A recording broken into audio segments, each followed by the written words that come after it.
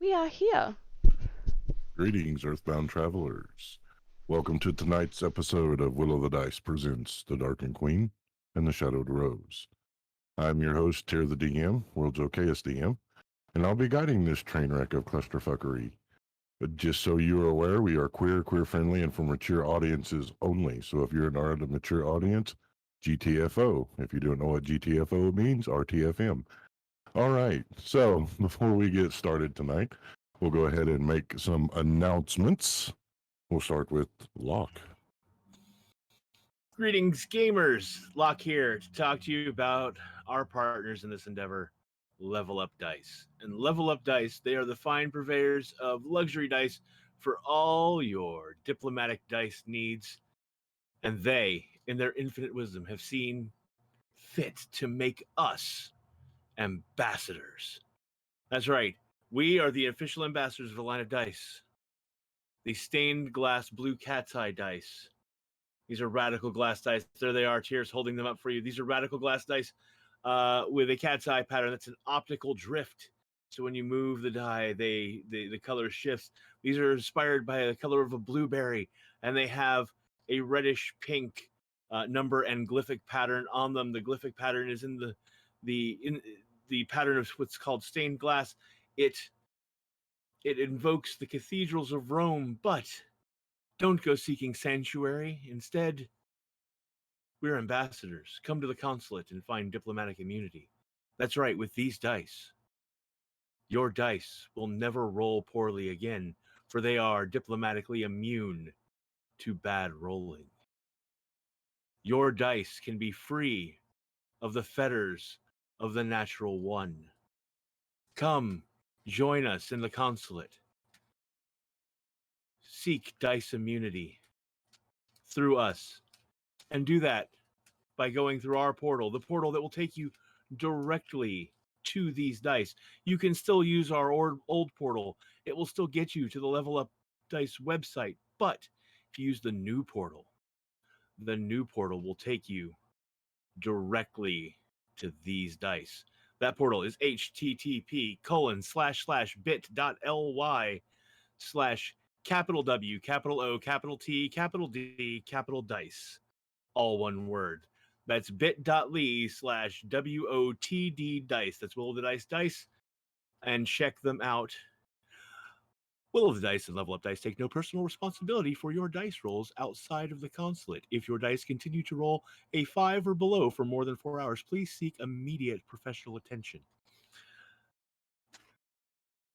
Also, we would like to thank our musical collaborators this evening, those who have provided music for tonight's show that will enhance not only our experience, but you, the audience experience as well.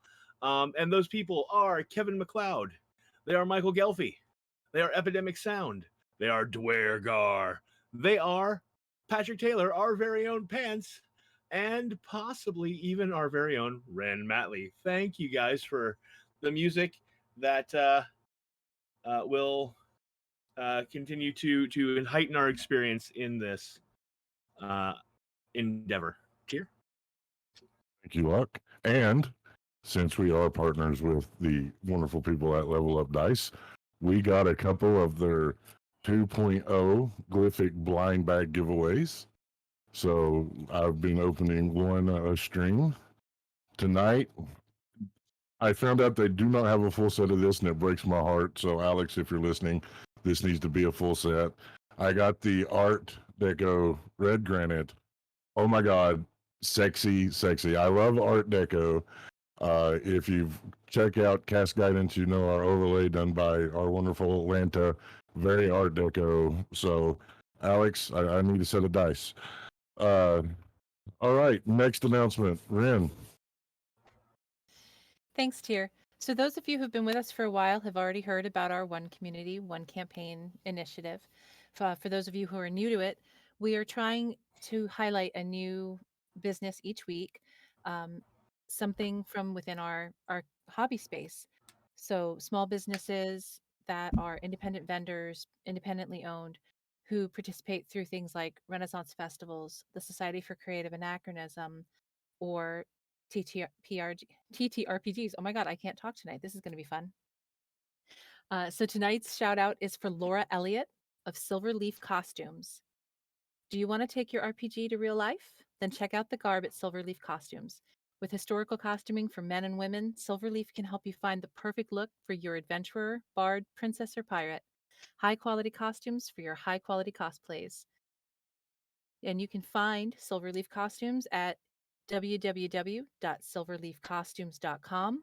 That's www.silverleafcostumes.com.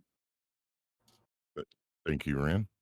And want to give a shout out to another one of our partners, Eggle over at Eggle's Wood Stuffs. If you need something from wood, Eggle is good with the wood. From dice towers, dice trays, to things outside of the typical hobby space, home furnishings, you name it, Eggle has it. Go check them out at eggleswoodstuffs.com. That's EGILLS, woodstuffs.com. All right, announcements out of the way. We will go ahead and make our introductions for the evening. Hello everyone, I am Lanta, also known as Lanta Fanta everywhere on the internet, but I work here at Level Up TTV to help bring you the live filmed version of this, but tonight I will be playing the role of Sarah, Soralia Veska. She has recently discovered that she is one of the Elder Blood, and has performed the rituals to which so to call the Scions, and has now noticed that there is someone in her party which is one of the Scions, so it kind of gives her more of a drive to push so we don't have to use plan B, if you will. But that is Sarah. You guys can find me everywhere on the internet at Lanta Fanta. Hey everybody, I'm Ben Sigurd. Tonight I'm the voice of Murkwort. He's 4 feet of amphibious shenanigans. He's gambled on much and won just enough to be dangerous. You can find me on Twitter at Ben Sigurd. I'm Dan. I play Garbo. He's a little green-skinned goblin with big old muscles. He just realized and found out that he is the Scion, or a Scion, and gonna try to do everything in his power to make sure we don't have to use that plan B, because if so, he's paying the ultimate price. You can find me on Twitter at RavenousDan. Hey everybody, I'm Ren Matley, and tonight I'm going to be playing Eliana Trudeau, the spunky 5'2" elf with short, spiky black hair.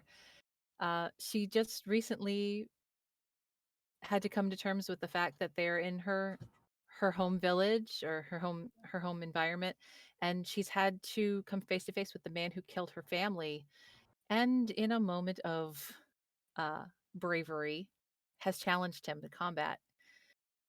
She's also only recently admitted that she actually has great feelings for Sarah. So we'll see how all that plays out. And you can find me on Twitter at Ren_Matley. Hi, gamers. Happy Pride. I am Locke Clark, and I play Bjarnor Sangar, a surly middle-aged dwarf who doesn't particularly care for monsters of any ilk, and wants to kill all the monsters. But right now, all he cares about is seeing Revan dead, and if one of his friends can't manage it, he's sure as hell gonna do it. So fingers crossed, guys. Let's go kick this guy's ass. And you can find me on the Facebooks and the Twitter pages at Lock Unruly, as well as at the Georgia Ren Fair in the Atlanta area at the Crafty Celts booth. As I said earlier, I'm Tier the DM, world's okayest DM. You can find me on the social medias at Tier_the_DM. Introductions and announcements made. It's time to get into tonight's festivities. When last we left the party, they had made preparations, obtaining all the things needed for the rituals to call the Scions. After midnight, they would travel to the Great Falls, where Sarah had performed the 3 ceremonies, casting the hearth, calling the Scions, discovering that indeed Garbo is one of the Scions of Oblivion. Taking a great emotional toll, they made their way back to the barracks in the emerald forest that they had been given, where Sarah and Eliana fell asleep, holding each other, the others too drifting off to rest. This is where our story continues. And this is where we discover you have been forsaken to the will of the dice. Morning comes, you wake. There's a chill in the cabin, the barracks, the morning of the festival of the Twin Veils is upon you.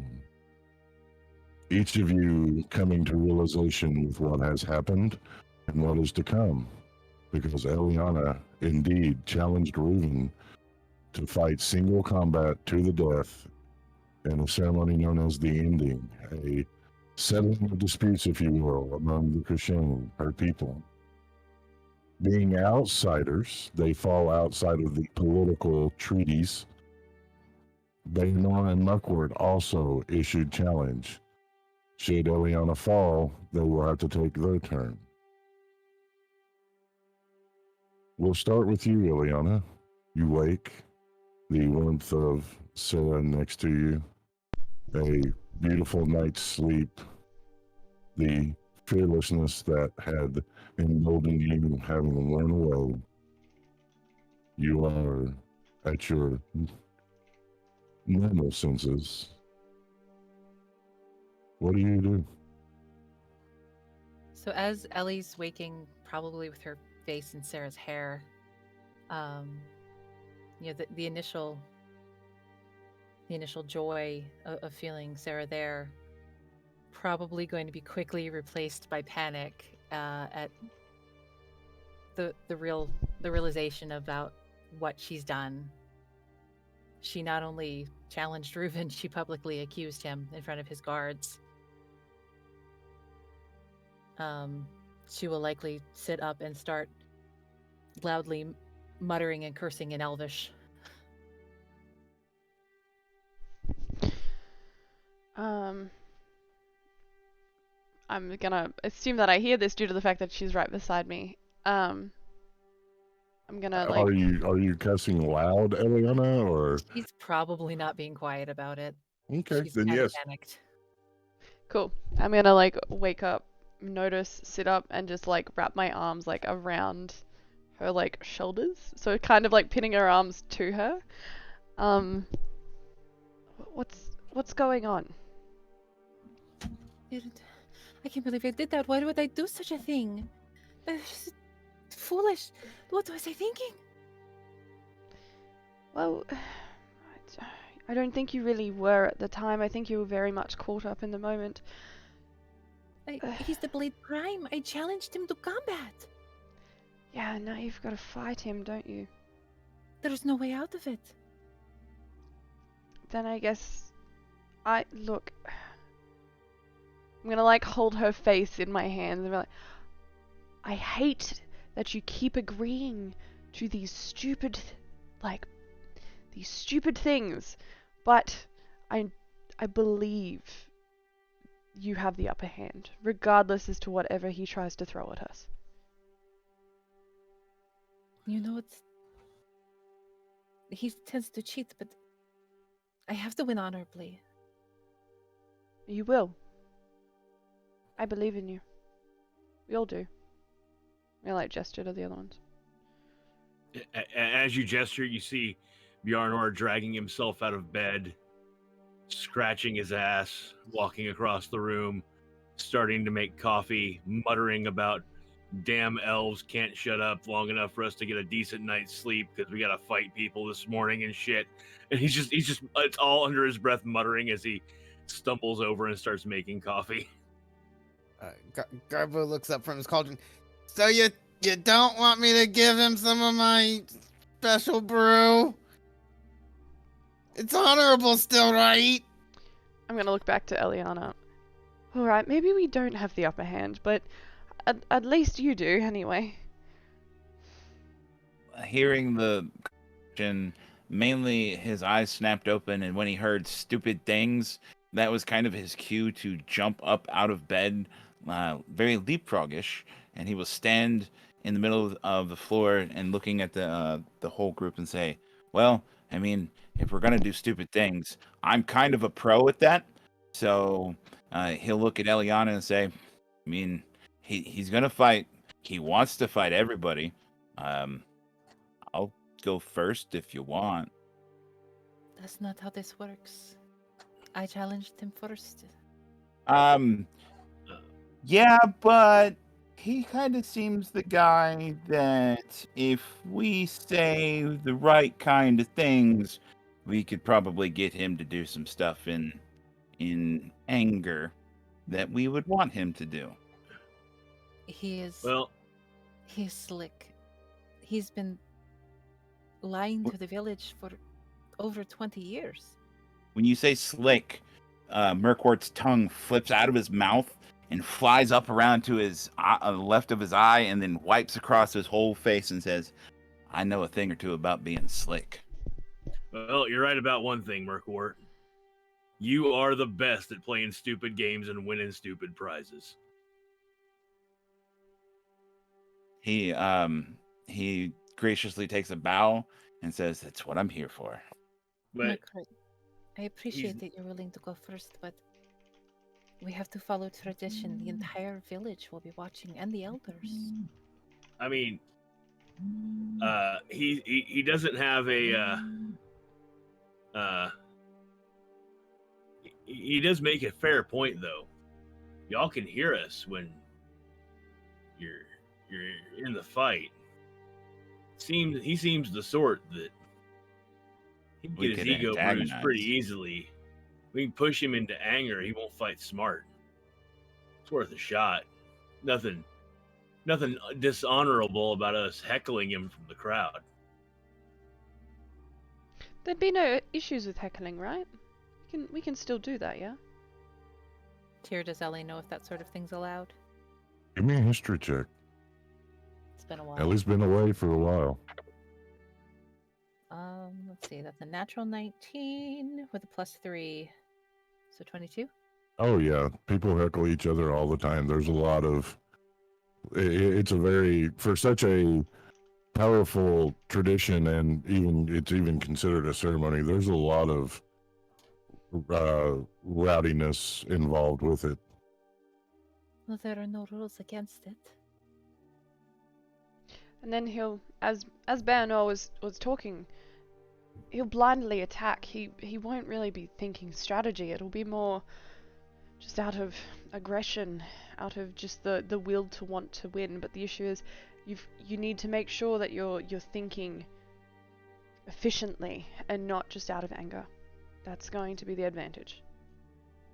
I will do My my only- best. My only question is, before we go into this, since you know this hill spit fellow, what makes him the maddest? Not getting what he wants. And what does he want the most? He wants everything. He wants everything his way. He seems the sort, from what you've told us, to want respected power more than anything else. So I feel like disrespect and emasculation is the order of the day. Ah, so the big man has to fight a, pardon the phrase, Eliana, little girl to feel powerful. I see how this can go. Murkwort will scratch his chin. This'll be fine. I'm gonna shoot daggers over at Merkwort.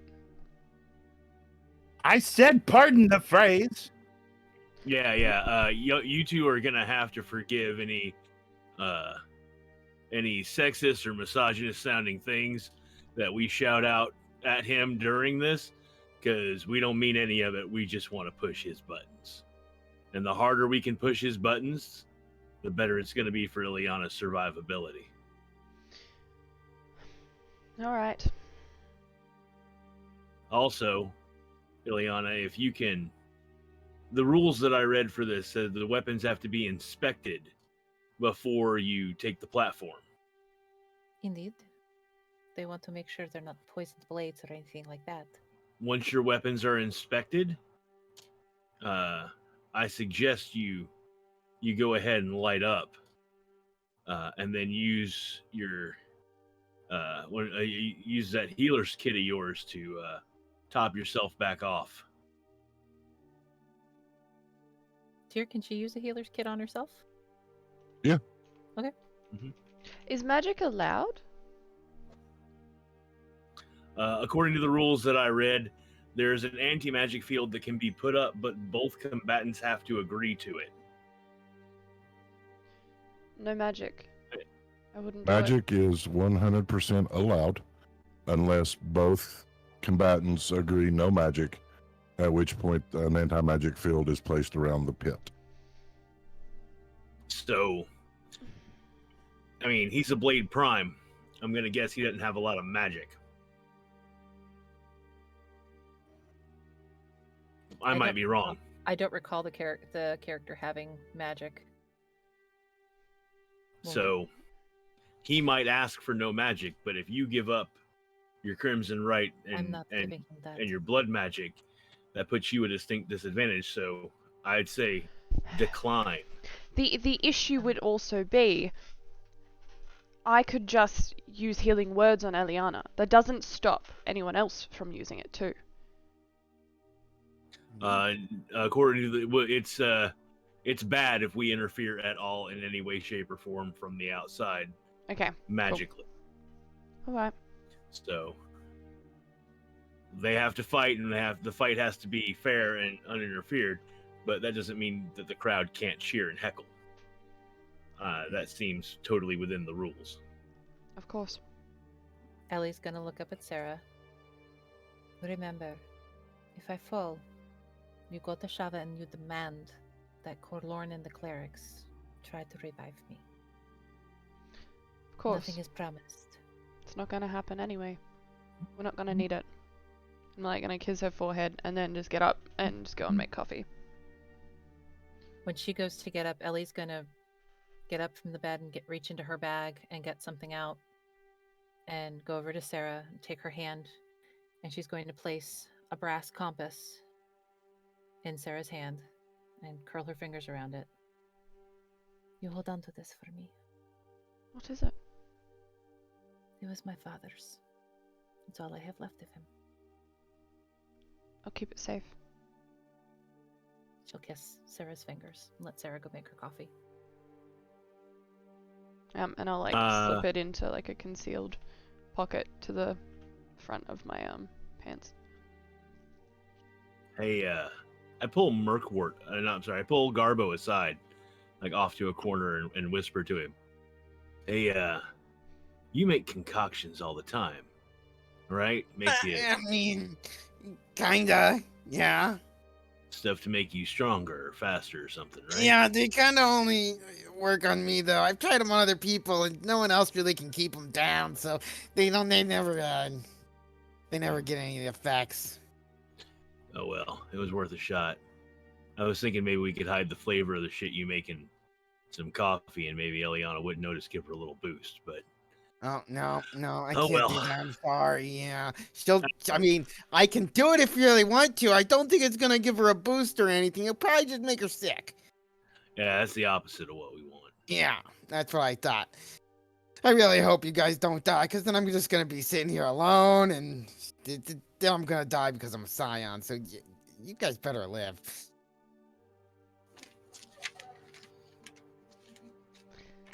Well, I intend to live. Good. That's a good intention. Let's let that play out. Garbo, Mm-hmm. when you say that out loud, this is when the full weight of it will actually hit you. That you are a scion of the Oblivion.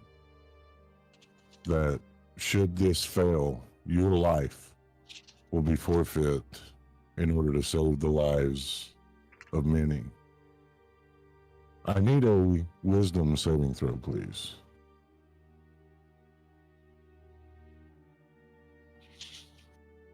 I got 3. A little trickle of doubt starts to come in. You remember all the times at Frenia when the people cursed you, spit at you, kicked at you. All the times you slept behind the stables in the rain, the snow, the mud. You remember all the times that you were scorned and despised for what you are. Even your own people turned against you. Just a little trickle of doubt. Yeah. Let's hope this works. Hey, Tyr, did I read anything about potions in the rules? You did not. It didn't say one way or the other. I reach into the bag of holding. I take out the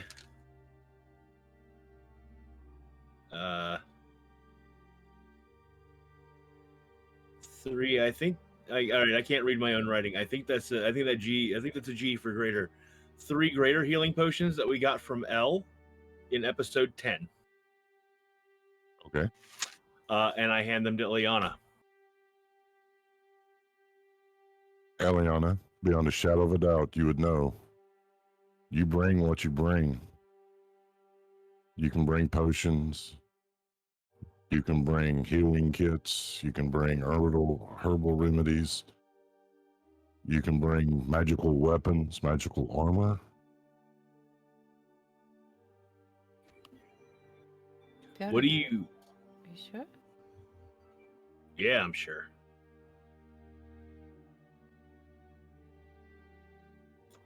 What are you wearing armor-wise? What the armor I always wear? And she'll point at the armor that's probably sitting by the bed. It's her leather, her tooled leather. I mean, I hate to suggest that you make a change at the last minute because I'm sure you're comfortable in that, but if you want my breastplate, I would rather fight in what I know I can move in. all right, that's fair. I've not trained in your armor. Breastplate's medium.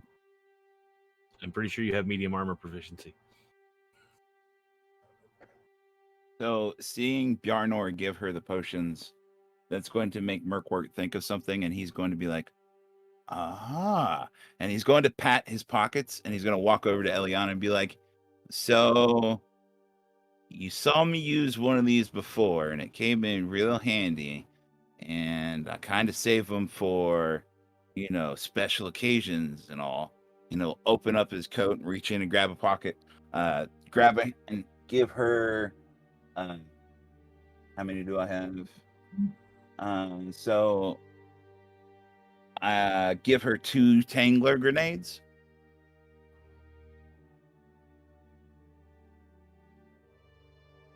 What does this do?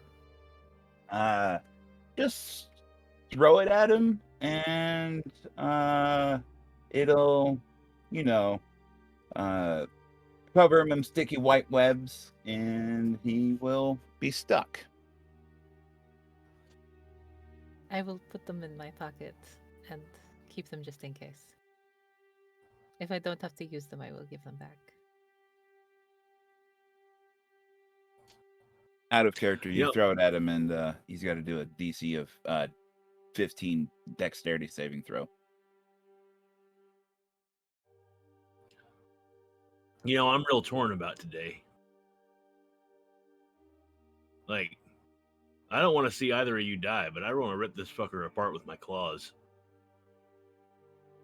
Well, It's- I Yeah. imagine that if we say the right words, we might get fancy ears to get all of us in the ring at once. We just gotta play it right. It won't be allowed. The It- combat it- is one-on-one. It You is the say rule. he is the Blade Prime. He is the all-powerful one. He's not all powerful. He has to follow the rules like everyone else. Yeah, but he thinks he's all-powerful. Maybe he thinks he can do what he wants, and if he does that, He knows that the village and the elders will be watching. He will not chance violating traditions. I know him.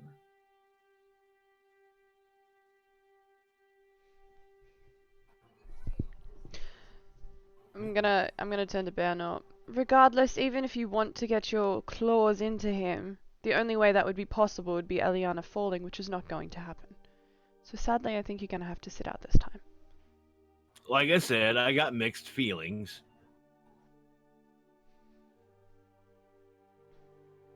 Mixed. Got it. I'm just gonna go stand outside with my coffee. What? I don't want her Merkwort particularly to die. I want to kill this fucker. Like, I wish I got to go first.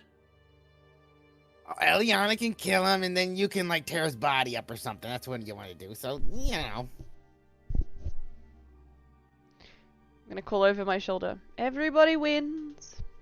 Close the Yeah. door.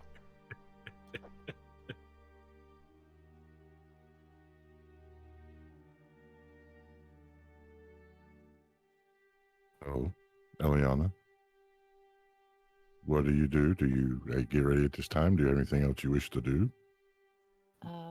She'd spend whatever time was left in the barracks, maybe eating something. She would absolutely sit in prayer for a little bit, and try to steady her mind and get ready.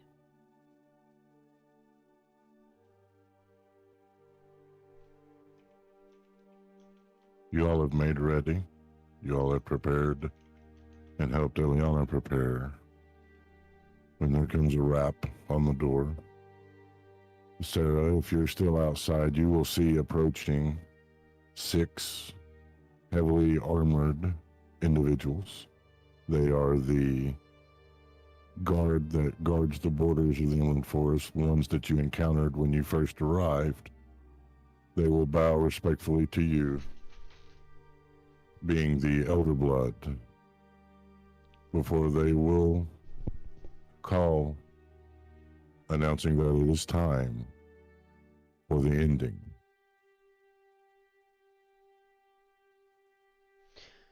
Gonna nod my head at them and then step in front of them to open the door and go into the barracks. They're here. It's time. We should get going. Ellie will nod to her, check her pockets and her pouches to make sure she's got all of the things she wants to have with her.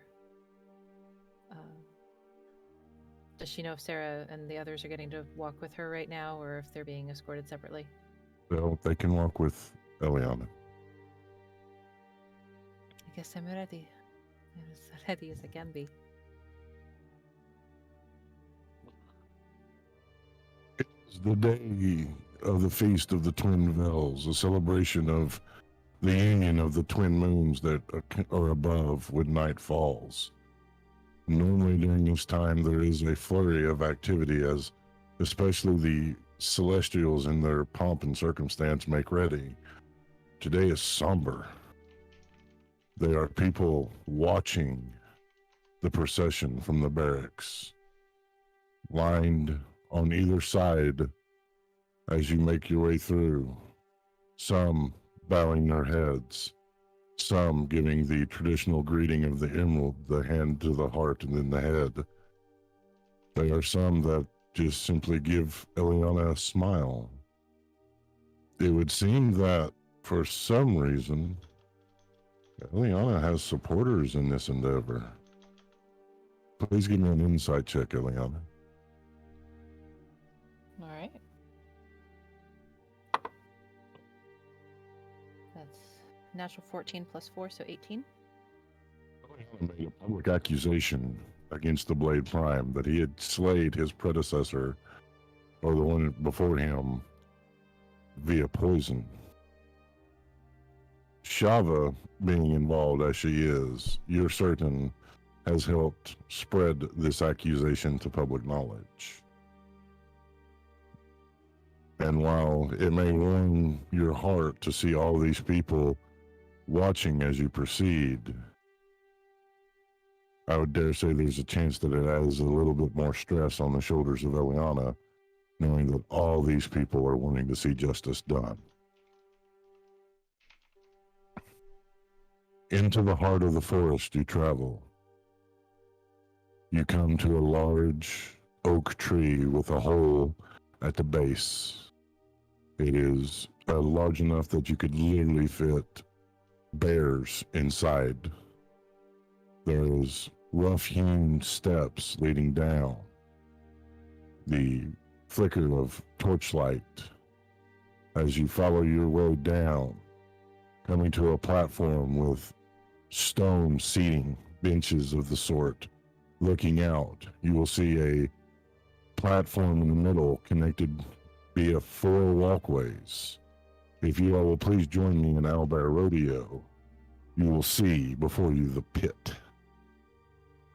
For those of you at home that are watching, if you're running any tabletop games, you need something to run battle maps, puzzle maps, that sort of thing, and you don't want the heavy underpinning of virtual tabletop, check out owlbear.rodeo. It's a great application and it'll run on damn near anything. One of these days I'm going to try to run it on a toaster.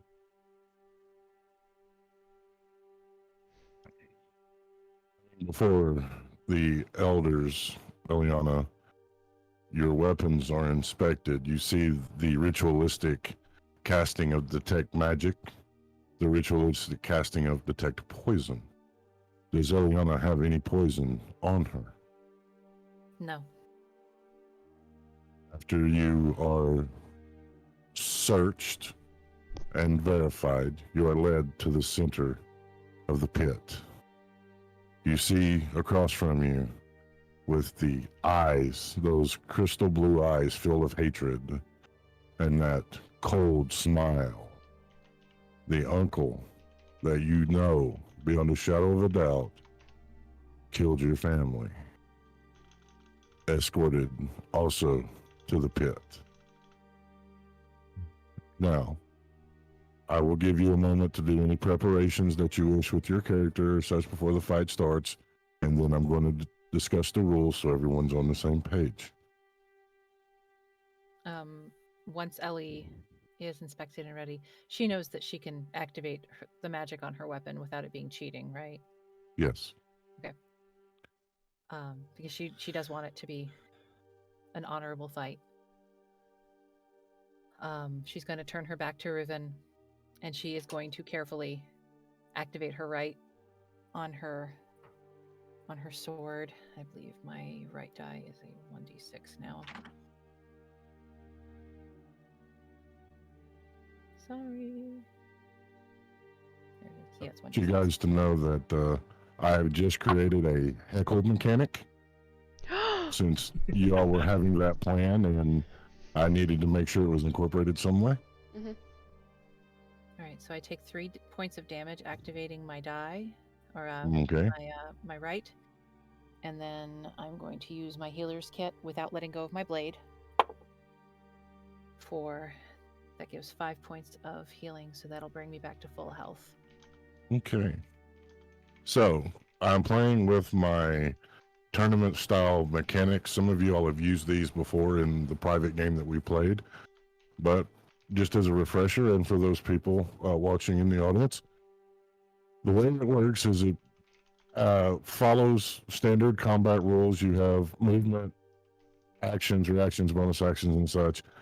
However, the attack mechanic is a little different. If the to hit number is within 5 points of the armor class, so if they had, let's say, a 16 and you rolled a 20, you or your opponent can opt to take a dexterity save to try to block the attack. If you fail, you take extra damage. If you succeed, then you take no damage because you successfully blocked the attack. If you or your opponent miss by 10, then you can make a dexterity check to counterattack. There is no blocking the counterattack, and that gives you a chance to do extra damage in the fight. You know the way I roll, so this is an advantage for you because, the dice hate me. Do you have any questions? I might need you to remind me throughout the fight because it's a little different. And the terms of the challenge were to the death.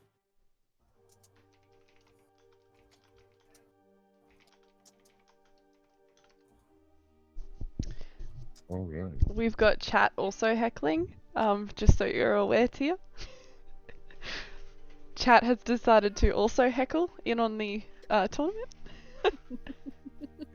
10 separate individuals from chat heckle, I'll add a number to the DC. Okay, so the way heckling is going to work is as you all heckle based on what I feel your insults and stuff would impact Reuven, or someone else you wish to heckle. You know, if y'all start heckling Eliana, which I don't know why you would. Okay, is it too high or too low? You're a little hot. I think you need to bring it down a little bit. How's that? That's much better. Okay. You were spiking a little. Yeah, peeking a little bit. When you got when you were getting real close and really into it. Yeah, sorry. No worries. So the way the heckling is going to work is every time you guys do a successful heckle, and this is real heckling and not rolling the dice, Reuven will have to make an intelligence saving throw. If he fails, he gains a point of rage. I've assigned him X number of points of rage. Not barbarian rage, but just anger. If he passes that point of anger, he will begin attacking with disadvantages until he can roll to regain composure. So Sarah, I'll trust you to keep track of chat. 10 individuals, and I'll add a number to the DC. Are there any questions on the mechanics? Nope. All right, then at this time, the elders will sound the drums that it is time for combat to begin. Eliana, I need you to roll initiative, please. Those of you that will be heckling, I also need initiative.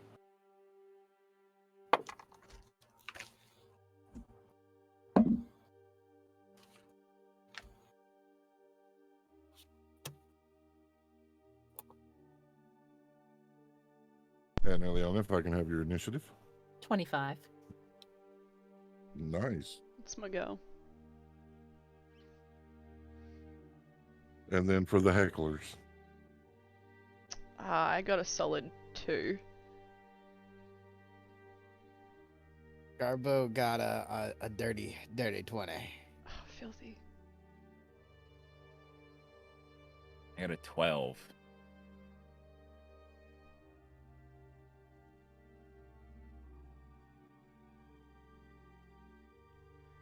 Did we lose Locke? Oh, we lost luck. Would you like me to read you some of chat's heckles while we wait for Locke to come back? Sure. Some of them are so good. Your mother was a troll and your father was a gargoyle. Get him, Ellie. Knock his ass down. A blade that uses poison is no blade at all. Make the boy cry before you kill him, Eliana. Freedom. Blood for the blood hunters. Can't poison his enemy. Oh gosh. Can't poison this enemy, bitch boy. Actually, have to fight the little girl. Still going. Oh my gosh. Blood for the blood god. Skulls for the skull throne. Okay. For the Emperor and Sanguinius. Oh my god. Sorry, couldn't resist. No, 40k go reference. for it. Yeah, and then people are like, if anyone heckles Eliana, we're coming for you. It's like, shit.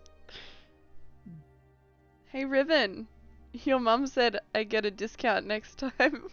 Next time if you lose. Hey, that's my grandmother. He murdered her too. Exactly. Far out. Gosh, okay. Anyway. Good All now. right. So, Locke, what'd you get on your initiative? 17.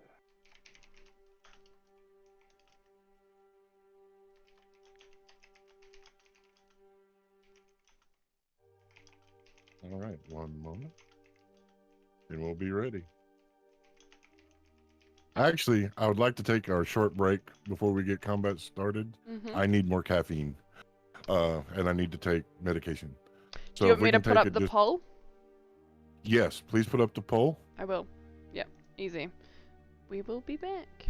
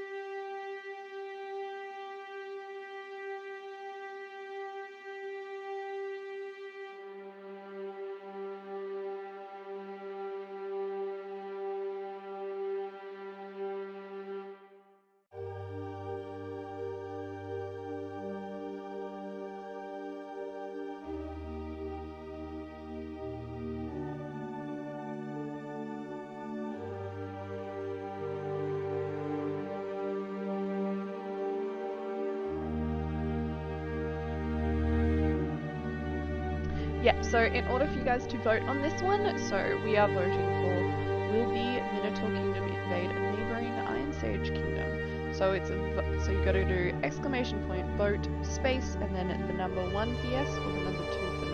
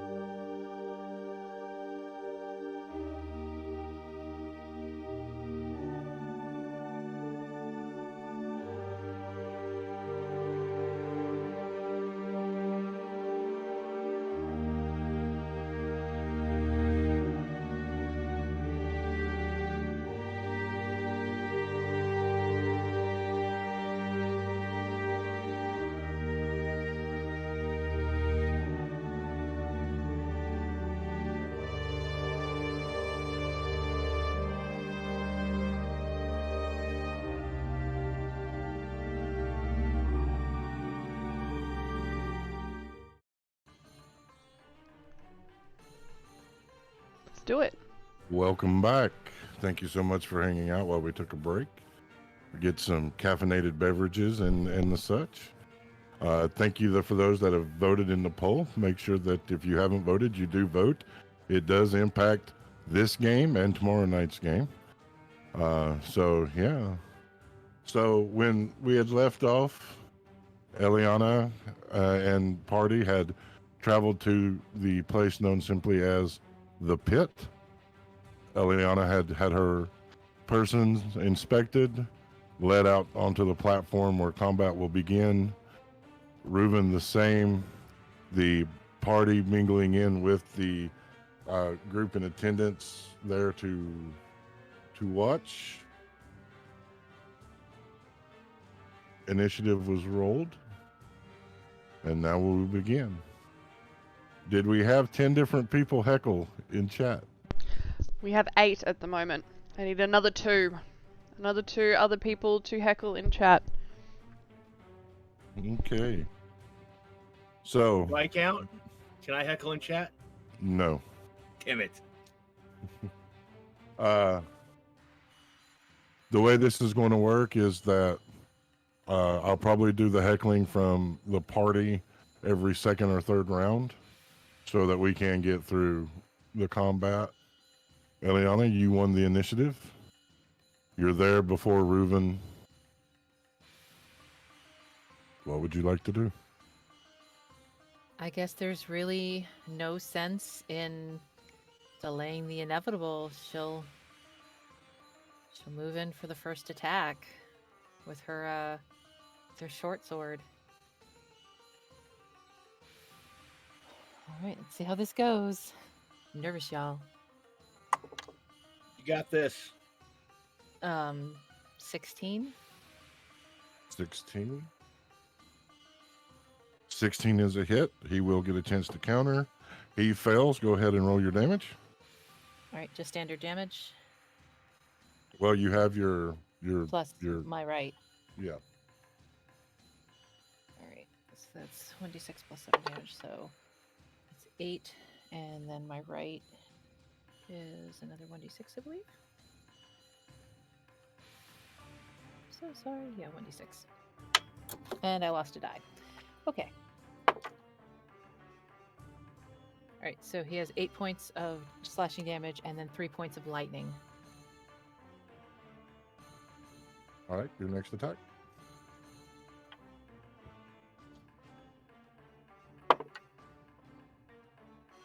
That's another 16. Apparently my die likes the number 7 tonight. That's a fail. 16. So go ahead. No, 16 on the counter. Oh, and the counter. I was going to say it hit last time. All right. So we have 6 points of slashing damage. No, sorry. That's plus 7, not plus 5. I'm reading numbers wrong. Yep. So that's 8 points again of slashing damage. And this time 6 points of lightning. All right. It is now their turn. Their long sword held 2 quick swings. The first is a 17. That hits. You have the chance to counterattack. Please roll a d20. You're looking for a 17 or better. Is that with my dex With your modifier? dex modifier, yes. That's 21. That will block that one. Second attack. That is a nat 20. Oh shit. Go ahead and you, it's within 5 of your armor class, so go ahead and make the roll. Actually, no, it is not because they get a +7. I am so sorry. So this is going to be full damage.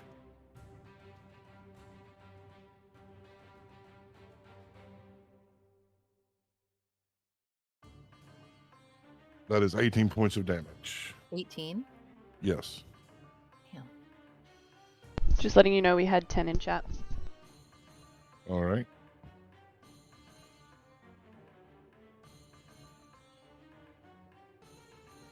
All right. Go ahead and make your next attack.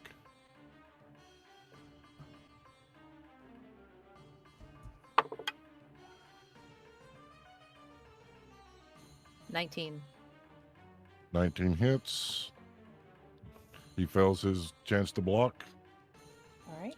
That is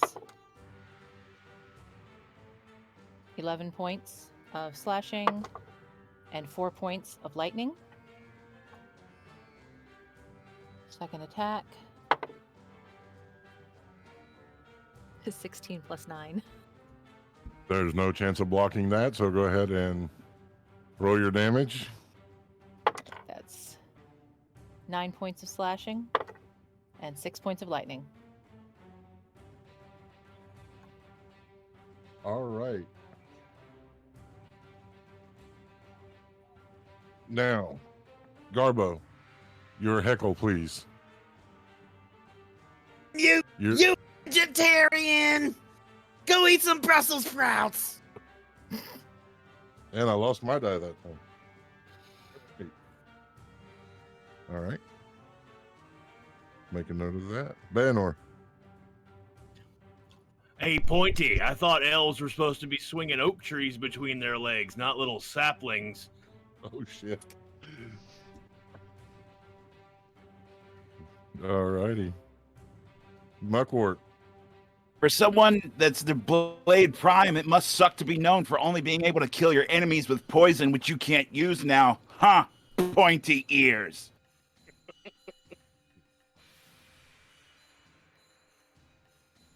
And Sarah. I never had so much hatred for elves until I met you. I think you're the only elf that I can certainly say that I hate.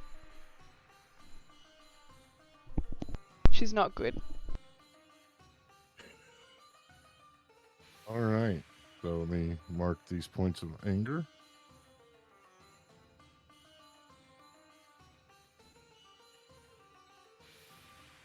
All right, Eliana, you're up. Wouldn't it be Reuben's turn? It is Ruben's turn. Thank you for being honest about that.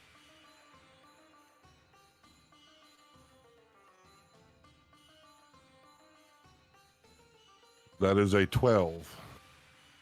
12 will miss. That is a 19. But you do get a chance to block. Please make the dex save.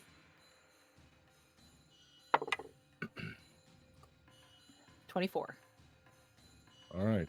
He is going to action surge. All right.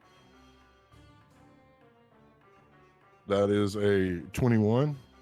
That What is is your armor class? 17. 17. Mm-hmm. 4. Oh, yep. So you can make your chance to block.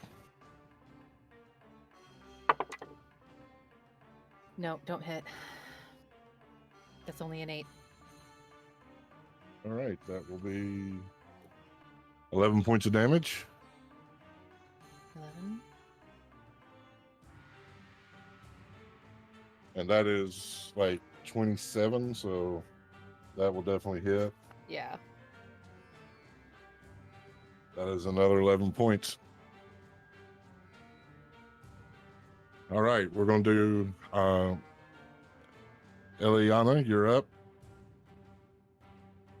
All right. That's a 1. And that one. That's a nat 1. Oh, Oh, shit.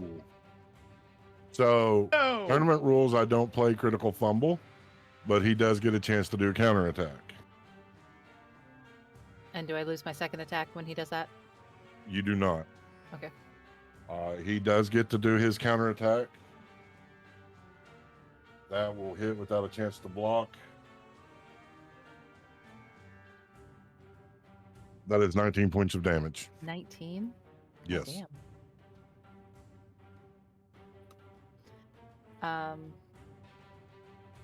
Now I already used my action for attack. Okay, so she'll take her second.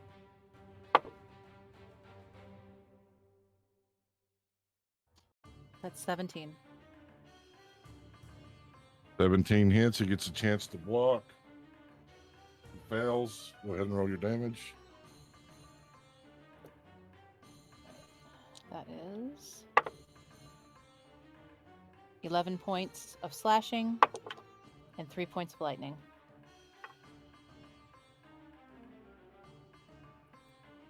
I have a very important question. Mm-hmm.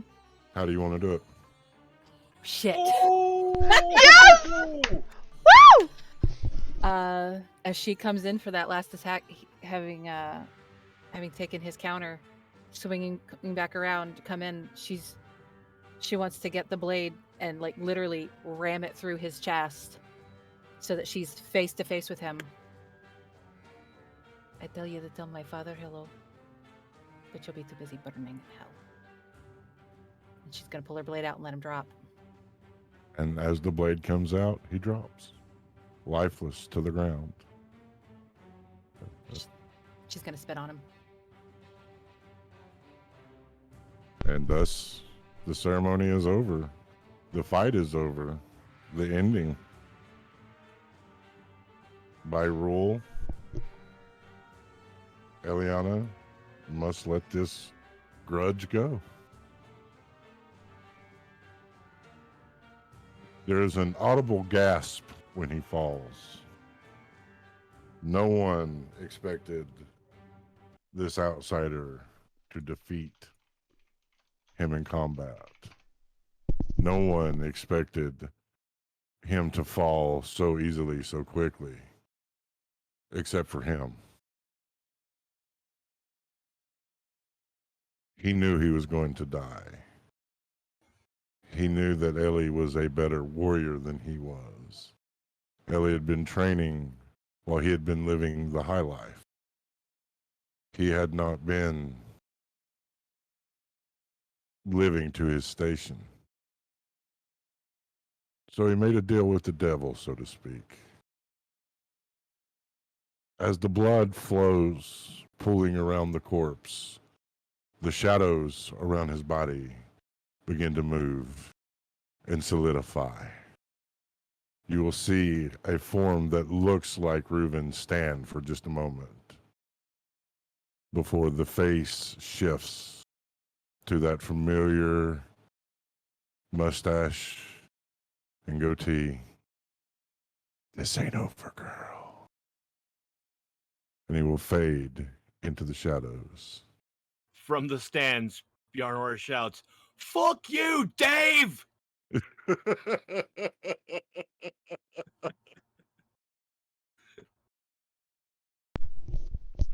This, however, will have a negative impact on his lineage. You know this, and maybe this will make a smile come to Eliana's lips. He will not be buried in the Keening Mall. He violated the rules. He cheated What do you mean? because he could not die. He sold his soul to death, to the god of many masks, for a chance to live on. You will see two of the elders, strapping warriors, looking fierce, walk out and literally kick his corpse off into the pit. What do you want to do? She knows that by tradition that she has to let go of her hatred and whatnot. But she knows that realistically he's not really dead. And that's going to eat at her a bit. She's going to sheath her blade and start making her way off the floor. She is pretty beat up.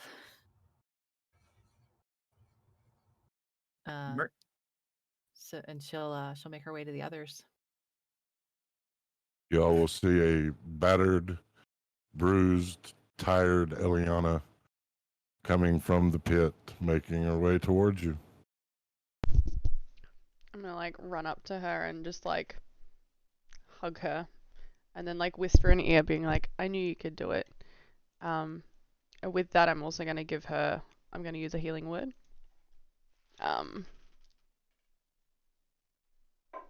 Which will be 7 points of healing.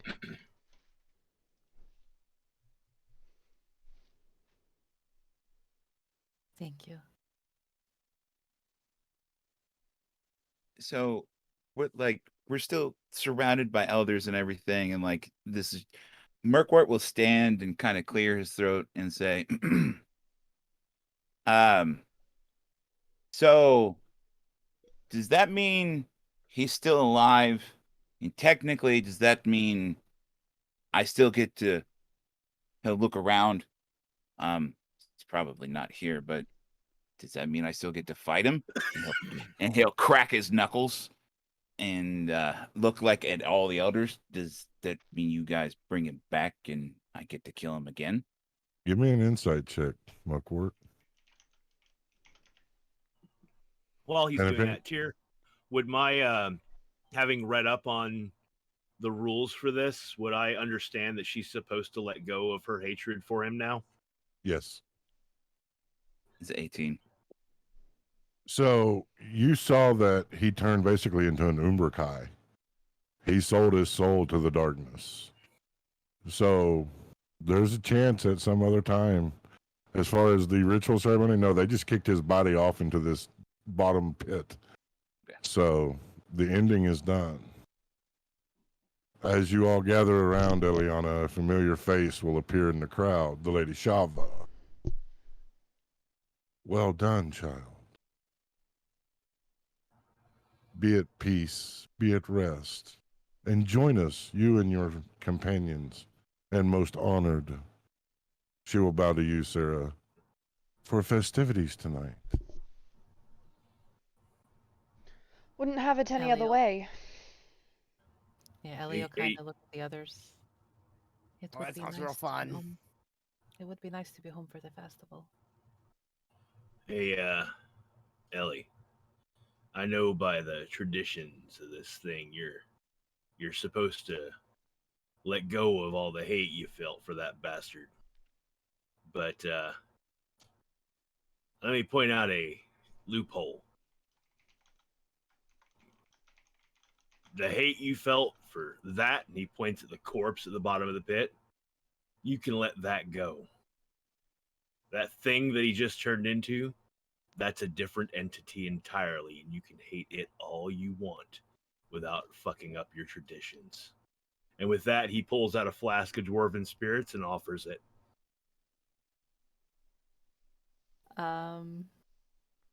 Ellie will probably put her hand up, like, no, thank you, and pull the flask of elven wine from her hip and take a swig Uh, off that. Bjarnor opens his flask, cheers to her, and takes a swig. Murkwort shuffles next to Bjarnor and kind of like looks at the flask, looks at Bjarnor, looks at the flask. If you think that I'm going to let you put your froggy tongue on my good flask, you've got another thing coming. He'll Feeling a little emboldened by the victory in combat and the swig of wine, Ellie's gonna put her hands like up on Sarah's face, cupping her cheeks, and pull her down to her and give her a little kiss. Aww. Murkwort elbows Bjarnor and like he does the Shh. I'm gonna kind of sense what's happening behind me and like flip them off. And then like kind of hold Ellie's face to mine. A tender embrace amongst the chaos of death and combat. The ending come and gone. The grudges of the past settled. An invitation to join the festivities with the Celestials. What do you wish to do?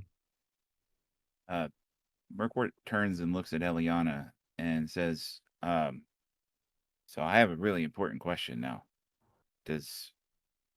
Are you the new Blade Prime? Oh, no, no, no. The soul of the Blade Prime has to name a successor, or there is a ritualistic combat of sorts, a tournament. And since his soul is gone, he cannot name a successor. They will have to hold the culling. What does that mean? those who wish to compete will have to participate in some ceremonies, and then they will go through a tournament. And basically, when one is left, they are the Blade Prime. So like it's a choice. Like they're not gonna. He'll look at you and kind of squint, like force you to go, right? No more court. I do Okay. not have any desire to be the Blade Prime. My No, place is here with you. I meant there. He'll kind of like look around and like they can't force you, right? No, they cannot force me. He'll shrug. Okay. They cannot force me, and I do not wish to stay. My place is here with all of you. And she'll look up at Sarah and smile. My place is with her. We're staying for food, though, right? Yes, Garbo, and there will be Okay. lots of it. Good, good, good. Yeah, and drinks because some people won't share. He'll look over at Bjarnor and kind of frown a little bit. Don't worry, Morcourt. There will be some of the finest elven spirits tonight. I'm gonna like kind of start to walk off, and then turn to Ellie and be like, "Well, shall we?" And like hold my hand out. Ellie will absolutely take her hand and walk with her. So Margaret. you would know, Ellie, and it would have been conveyed. I should have done a better job at conveying it as Shava, that you have a few hours to make ready before the festivities begin at sunset. Do you all wish to go back to your barracks? What do you wish to do? Ellie probably wants to go to the bathhouse and get a hot bath and, put on clothes that aren't covered in blood. Merkwart's going to turn to Bjarnor and say, "I know that this was very important, but wasn't there something else we were supposed to be doing too? Can't we do that like right now before?" Actually, the next thing we need to do is we need to look for clues to where the rest of those pieces of your blade are. And to do that, we need Mordred Nighthawk or writings of his or something. And I figure uh, that. No, wait, actually, hold on, out of game. Tier. I know she told us that something was stolen, but did she tell us what it was? I don't remember. Yep. She did. She Okay. So, uh, but the elves said that the journal of Mordred Nighthawk was recently stolen. So I figure at the feast tonight we'll talk to Shava, see what we can learn about who stole it and when, and then our next step will be figuring out where they went and trying to track it down.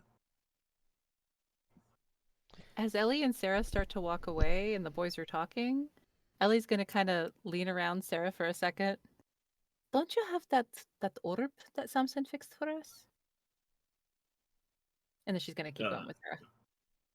Yeah, we've got the orb, but according to Bane, that ain't going to help us talk to Mordred. Mordred is still alive somewhere. I mean, we can guess. I guess we can still try, right? I mean, it's worth a shot, but We'll look at it when we get back, maybe later. yeah, I think we could all do with a cleaning up and sprucifying for going to sit and eat tonight. Is this a Are you bathhouse gonna ep? make me take another bath? Are we about to have a bathhouse ep? W- Of course, Garbo. When Eliana mentions that stone, the stone, Merkwort kind of pauses and looks off into the distance and says, "I know that we need that for main big problems, but Jarnor, could I possibly see that stone?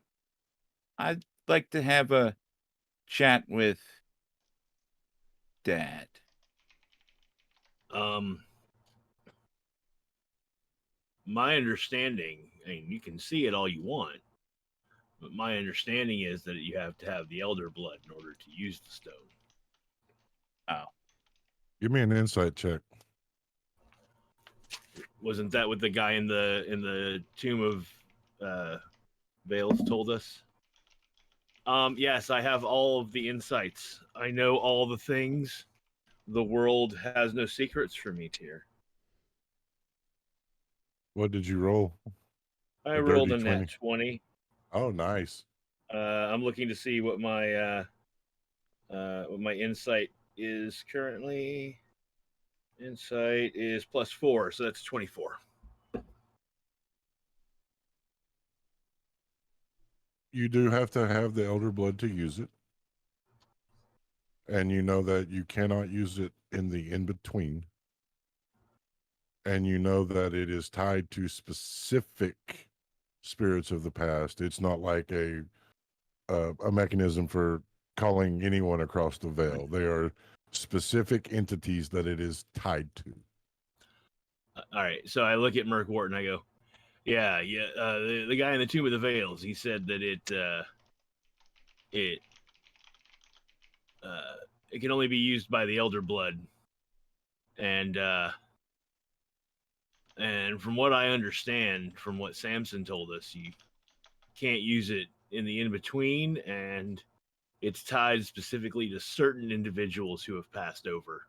It's not a fucking Ouija board. You can't just dial up anybody. sorry. I got excited. No worries. I mean, I ain't trying to shit on your parade, just telling you how it is.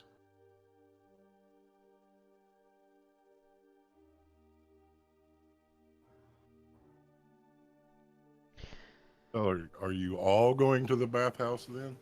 Bathhouse it is.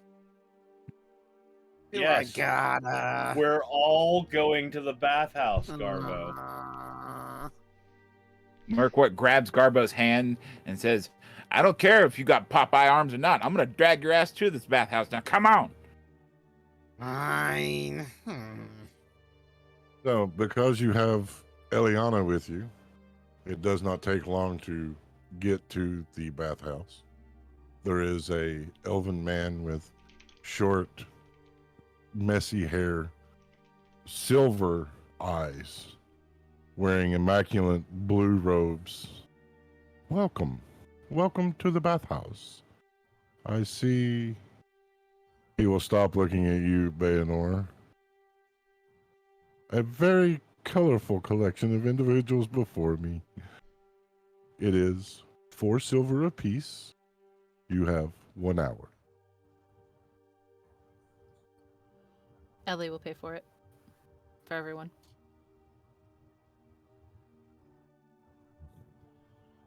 Murkwort You is are trying to reach for his money pouch and then sees Eliana do that and stops and says, okay. Thanks, Ellie. Oh. you are led down a beautiful white and blue marbled hallway. The sconces on the wall silver with golden hued magical flame. You walk through a set of double doors and see 3 large bathing pools, each having a large blue stone, a large red stone at the foot of them. You will see towels and finery there. The individual will look to you, Eliana. Are you familiar with the stones? Is she familiar with the stones? Are they like the 3 seashells? They are not like the 3 seashells. Eliana would be familiar with the stones. They are the magic stones that control the temperature of the water. Yes, I am. Very well. They will do a crisp turn on their heel, leave, closing the door behind them. They are in this room. There are 3 tables. One table has the fineries, the towels, and such. One has a collection of essential oils and salts, and the other has 3 bottles of freshly opened elven wine. There are several dividers or changing screens. There is the soft sound of music playing. The soft, gentle fragrance of the forest seeming to be magically produced, and beautiful muraled stained glass skylight above you depicting the Great Falls.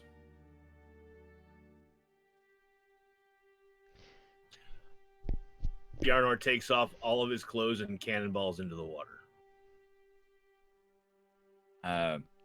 Seeing Bjarnor do that, Merkwort kind of shrugs and says, "Well, when in robe," and disrobes, but does so in a way he front flips while grabbing all of his clothing. So that when he lands his front flip, he stands completely naked with his arms up, and then he does a somersault forward into the pool.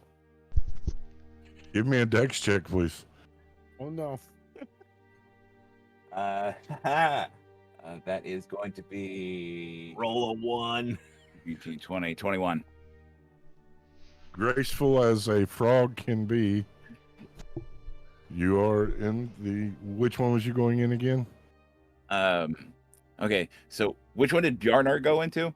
You went into the whatever one Bjarnar did not go into. The middle one.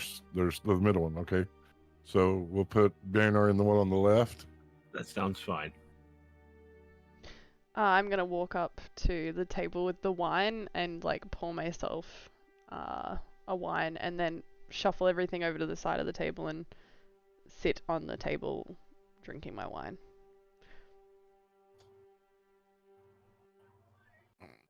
Ellie is sore and bloodied, and she's gonna disrobe and make sure the water is nice and hot in the third pool all the way to the right and get into that one.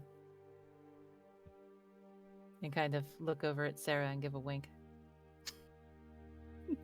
She's gonna like raise like her glass to her. Garbo does that thing where he goes to the edge of the water and puts his bare foot into the water. It's like, oh, I'm gonna push Garbo into the water. Oh, man. Give me a strength check. Yep. That is a 24. You are in the water, Garbo. Yeah. Merkwort Oh, is in it's the all back over. clapping. Merkwort is like clapping in the back. I'm then gonna grab some oils and put it in the bath that Garbo is in. Look, this is for your safety. I know this is for our safety. We really need this. And just like put like a bit of lavender and a bit of rosemary, some essential oils in there and be like, there we go. Nice. Is there like a loofah on a stick? Sure. It's a bathhouse. When Garbo comes out of the water, the first thing that happens is the top of his head gets hit with a loofah on a stick from Bjarnor from across the way, just like Just like on his head. It's just like yeah.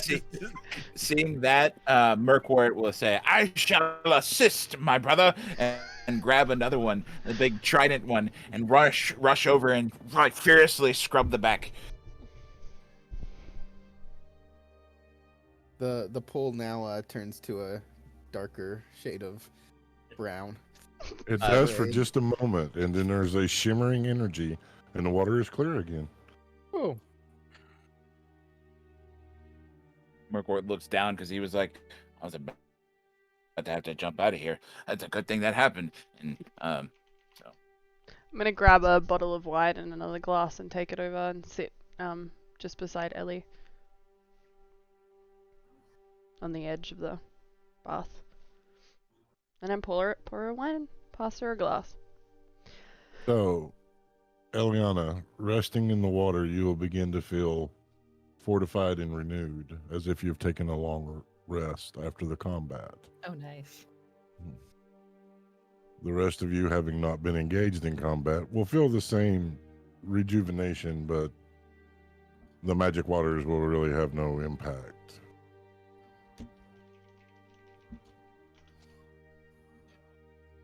Ellie will take the glass from Sarah and drink her wine. Kind of lean her head on Sarah's leg as she's soaking in the water. She'll like rub her head. gonna like look over my shoulder at it. Is he clean yet? I think that's as good as it's gonna get. Yeah, I'm clean. Mm. So I need everyone to start calling these two Sariana. Yes. Watch chat go crazy.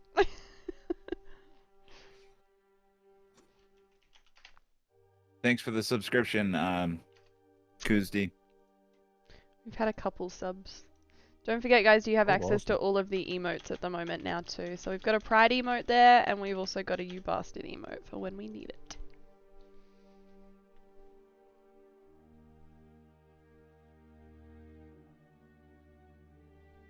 I'm surprised I didn't get one tonight with the selling the soul thing. I think the players keep them from me now because they know I enjoy them. Oh. Mhm. All right. Sorry, so- I was way too busy yelling "fuck Dave" to remember to give you a "you bastard." Oh, I had fuck priorities Dave. in that moment. I love that. All right. So your time in the bathhouse coming to an end. Are you putting back on your warrior clothes? What are you doing? Do you have any extra changes of clothing? I mean, They didn't go to the No. bunkhouse first, so Ellie does not have a change of clothes with her. Is there a robe or something she could get on and walking back in? They- Because otherwise she'll just put on her bloody clothes. there are robes and such there, fineries. Yes. She'll put on a clean robe then instead of her bloody clothes. Actually, I have a couple of extra sets of clothes. I'm just trying to imagine what a dwarven winter coat would look like on a naked Ellie. How it would be too short, and she'd be swimming in it all at the same time because his shoulders are much broader than hers. But he offers, he pulls it out of the bag of holding. I got a coat. I'll be right in the robe for the moment. She's gonna kind of think about something for a second and look at Sarah. What is your favorite color? It's probably have to be lilac. So Merkwort will don all of his gear and finish drying off. And even though he is a frog and has no hair whatsoever, he will have the largest towel that he can grab wrapped around his head in turban-like fashion to where it is standing like a giant beehive. And he will just stand there with a silly grin on his face. This bathhouse is wonderful. And this Bjarn- is my oh, go ahead, protector. Bjarnor will get out, dry himself off, reaches into the bag of holding and pulls out the set of fine clothes that he has, and will dress in his dwarven finery, and then we'll take the time to oil and plait his beard and put in, chunky silver beard beads. Garbo doesn't have much in the realm of clothing other than his loincloth and his armor. Other than that, it's pretty bare. I think he has a winter coat still somewhere, but that doesn't seem very fitting right now. If you all need something to wear, we could go to the shops after we dress. That's not half a bad idea. He turns and he looks at Merkwort and Garbo. These two could definitely use something a little nicer. What's wrong with this? I've had this for years. That's what's wrong with it. Shopping. We are in Merkwort the will- Celestial Village, and for them, the festival is a formal affair. Merkwort will scowl and then look up at his turban towel and say, "Well, maybe you have a point."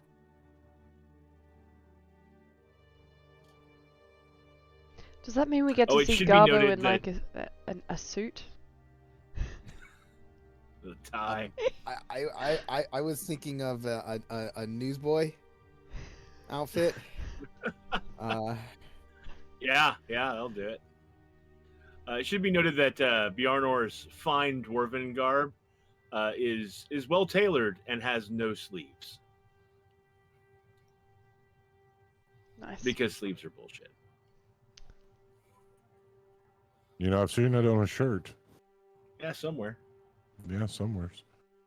All right. So, what are you guys doing? Ellie wants to go back to the bunkhouse and put on a clean pair of pants and a shirt because she's in a bathrobe currently. And then maybe go to the shops. So, is everyone going shopping or? I think we're all going shopping. All righty.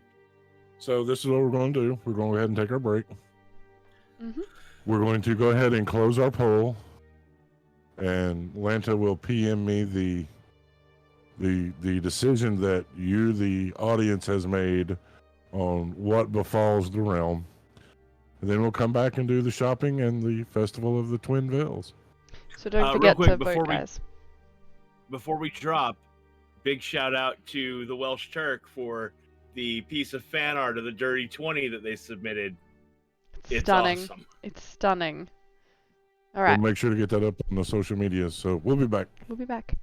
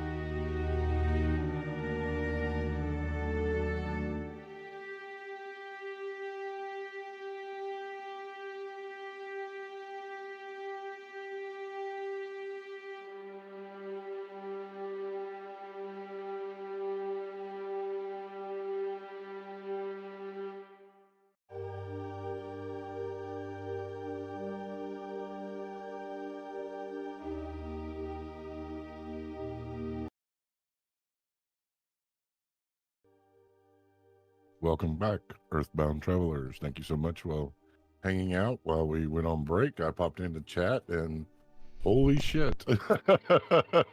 I am flattered. Thank you. As far as recording the reading of Death's Kiss, I might just do that. I have it written out. Well, parts of it, excerpts anyway.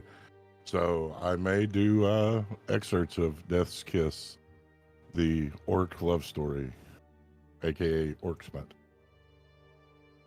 All right. So before we went on break, Eliana had defeated Reuven, the Blade Prime of the Crashane. They had fallen at her feet only to have their spirit rise again into the shadows as Anumbrakai, the warriors of Angramora.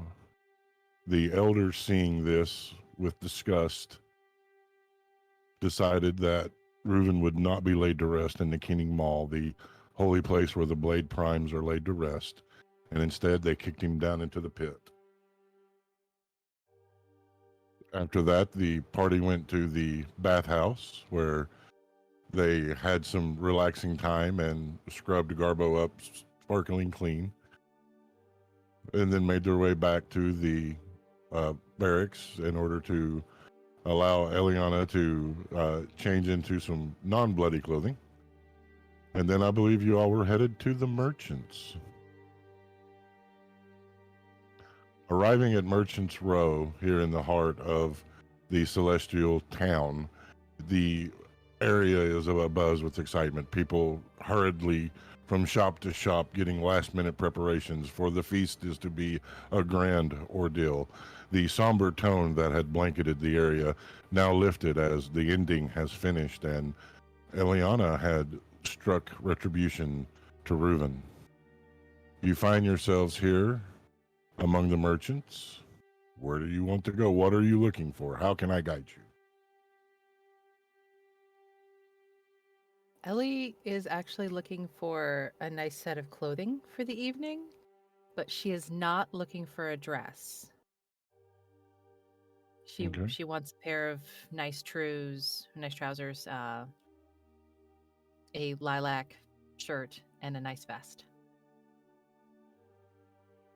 So there is a multiple clothing merchants here. There is Elregard, who is a fine tailor. Kiri has opened her shop here, a renowned seamstress. Those are the two clothing merchants currently open. She'll try the tailor. Entering the shop, the scent of incense, the soft, somber music, candles burning, the lights magically adjusted to be slightly dim. A tall, slender elf with long hair pulled back in a top knot, the back allowed to flow down over their shoulders, keen blue eyes, and a almost condescending smile. Greetings. Welcome to Elder Gods. How may I service you this day? Ellie will go over to him and speak in a quiet, polite tone, speaking to him in Elvish. I need a pair of nice pants, a lilac shirt, and a vest.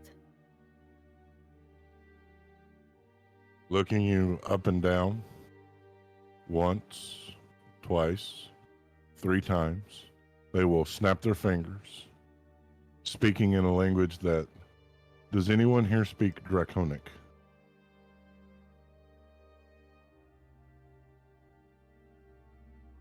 You're muted, No. Ben. Or No. No. Yes, I speak Draconic. so in Draconic, you will hear the words, bring me number 6, number 7, number 12. You will see the garments floating, unseen hands carrying them over. They are immaculate. The trousers, the finest of material, the lilac looking as if it was plucked from the very nature around you, the vest with a slight silver embellishment. Will these suit you? Those would do very nicely. How much? You are the one that slew Reuven, are you not? I am. Then consider them a gift. Are you sure? I am positive. He was a tyrant in his rule. He was slothful and lazy, and he gave the Crishane a bad name. So I see nothing changed after I left.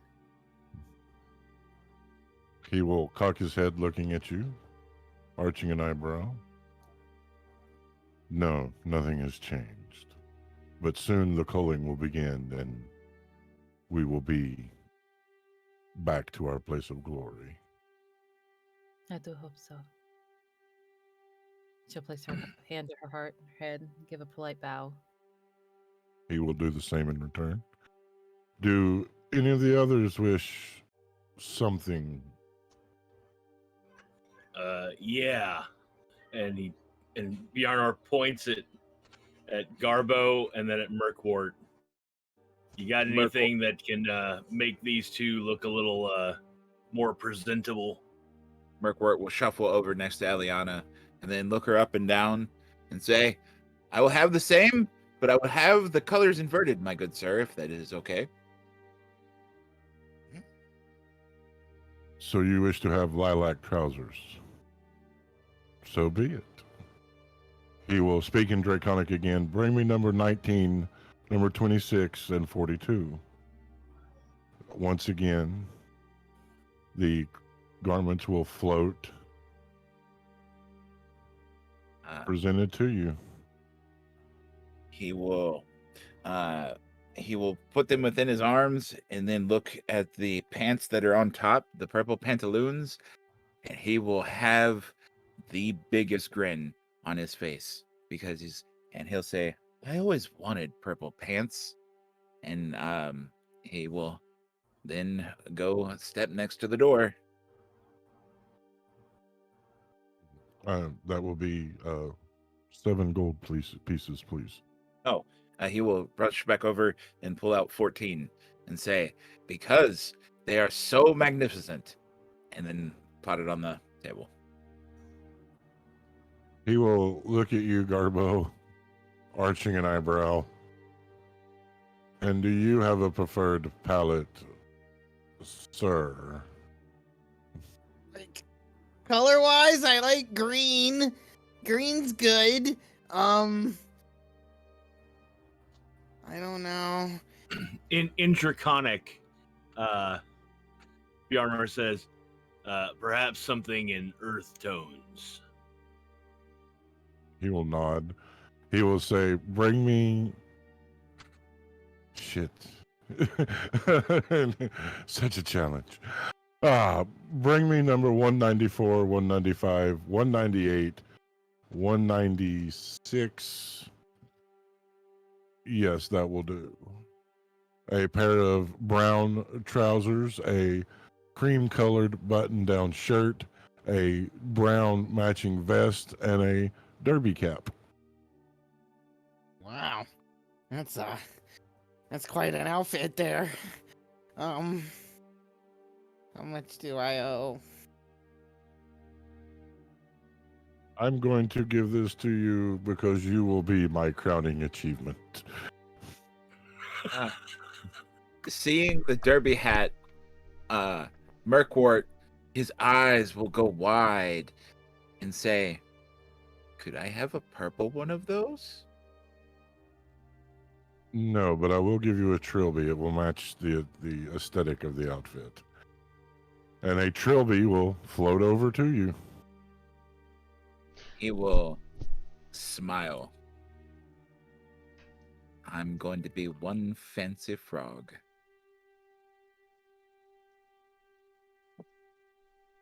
Wow.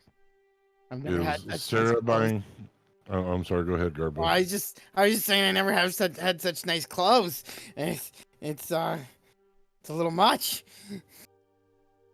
Will Sarah be buying Sarah's gonna fancy go. trousers? No, she's gonna go to, is it Kiri? Kiri, yes. Yeah. So she's gonna go to Kiri. You will see a beautiful elven female as you walk in, blonde hair, eyes that one could get lost in, and a smile that is as genuine as the sun. Welcome, welcome, welcome. Oh my, I know you. You're the one that has been made all the fuss. You're the, Correct. she will lean close, you're the elder blood. That is I. Good pick in there. Alright, so this is what I need. And I'm going to describe this dress to her. And I'm going to be like, alright, so we need a plunging neckline, goes down to about here. She points just above her, like, her belly button. I need it in like a lilac chiffon, if possible. Full length sleeve, not mid length, not at the shoulder. Full length, thank you.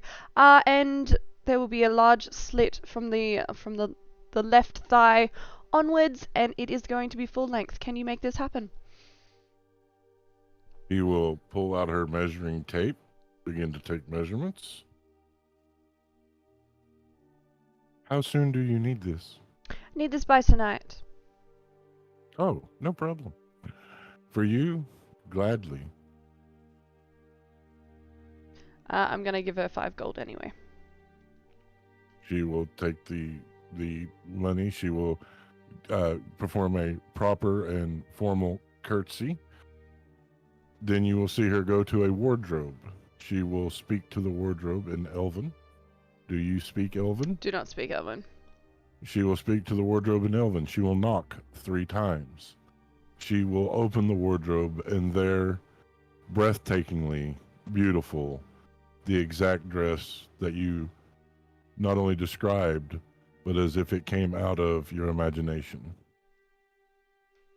Perfect. This is stunning. I'm gonna like walk up beside her. Did well. Good job. She will pull the garment out and hand it to you, giving one more formal curtsy. Shall there be anything else? No, I think that should be all. Thank you though. Thank you. Gonna like put the dress away and then nod to her and go back out to meet the others. Alrighty. So, your clothing attired, you have been bathed. We'll be going back to the barracks to change, I assume. Yes. Yeah.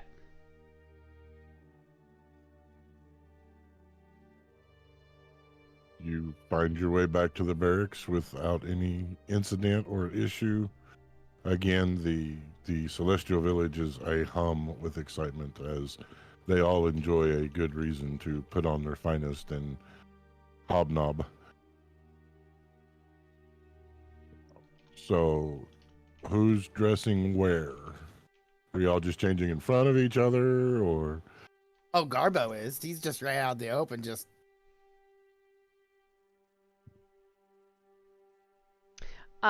Is there like a bathroom in here? There are 3 rooms off of the sleeping quarters. There is a room that serves for the kitchen. There is a bathroom, and there is a storage room. I'll go into the storage room and get dressed Okay. in there.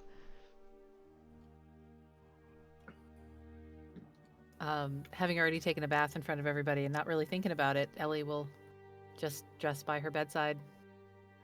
Shine up her boots the best she can and slick her hair. Try to make it look a little neater than usual. Bjarnor's already wearing his finery. He put it on at the bathhouse, so he makes a pot of coffee for everybody while they're getting dressed. Merquart is enamored with his new fancy duds, and he is just like really. He's spread them out on the bed, and he's just looking at them. And as he changes into each piece, he doesn't even pay attention to the naked Eliana or whatever around him because he loves the new clothes. He's always wanted something this fancy, but being the frogman that he is, there was no real purpose into having anything this fancy. So then when he dons his hat, he will go over to a mirror and look into it and be like, damn, I look good. Okay. And you do look good. The thing that those of you that purchase clothes will notice, the fit is perfect.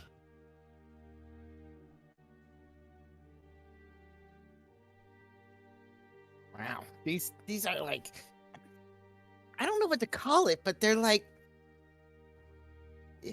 they're not as like baggy.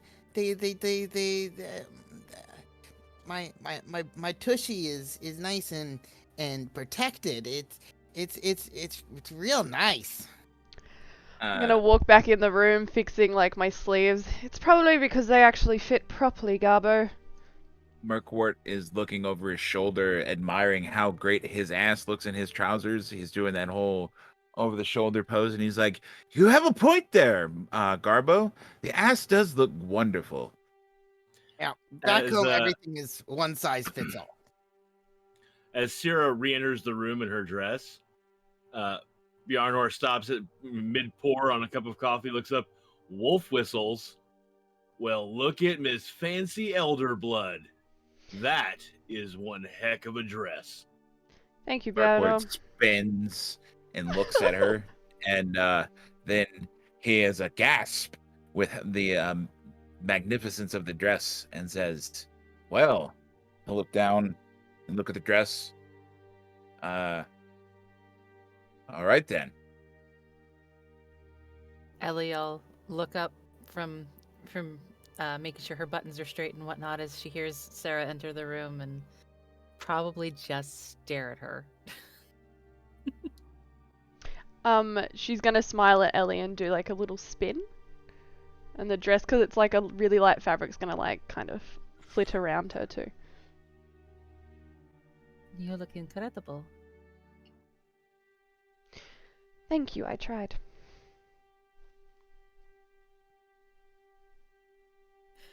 Ellie's gonna kind of look over at Bjarnor and try to whisper very quietly, "Should I have gotten her flowers or something?"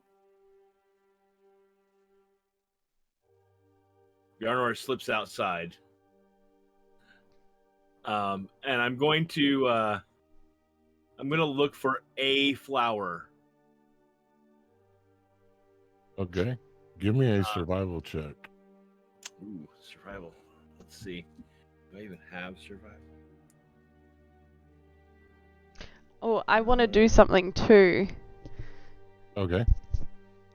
I'm gonna like look around the room at there's quite a bit of lilac happening, so I'm gonna be like, I've got an idea, and I'm gonna go back into the storage room, slip into the in-between, and look for a couple other little lilac kind of flowers, and then, yeah.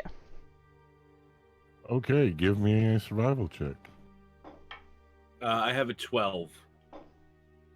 Okay. You find a beautiful, what is known as a painted rose. It is a base of purple with streaks, veins of bluish hue running through it. It looks almost metallic. It shimmers in the light. Perfect. I'm going to take a minute. I'm going to pull out my Tinker's tools, and I'm going to see if I can work up a either a way to affix it to a pin, and or a way to mount it to a bracelet type deal. And I also, can I use my alchemist kit to preserve the flower so it doesn't wither? You can make a check to check both of them. All right. So the first will be a dex check. While you're making that, what'd you get on survival? I got a Sarah? 13. So in the in-between, you find this beautiful, that looks almost like a carnation, that when you touch it, it changes the colors to the color you desire. You find several of these. I will only take 5. And then I As will... you take... Sorry, yeah, you go. No, go ahead. And then I was just gonna like switch back to not in the in-between. Coming back to the prime material plane, these beautiful carnations that have an almost crystal-like structure to them. Catch the light reflecting it in almost a beautiful rainbow of color amongst the petals. Like staring down into it, you see these prisms playing from petal to petal. I'm gonna walk back into the room. Can I still change the color on them, or is it just it's that prismatic look now? The color is solid. It's like little prisms Mm. dancing off of the petals. And yes, whatever color you think of as you're holding them, they change. Okay, cool. So I'm gonna change them to lilac, and then I'm gonna move over to Garbo and Murkwort and kind of like tuck one each into their jackets. Oh, look at that. All right. Locke, what'd you get on that dex check?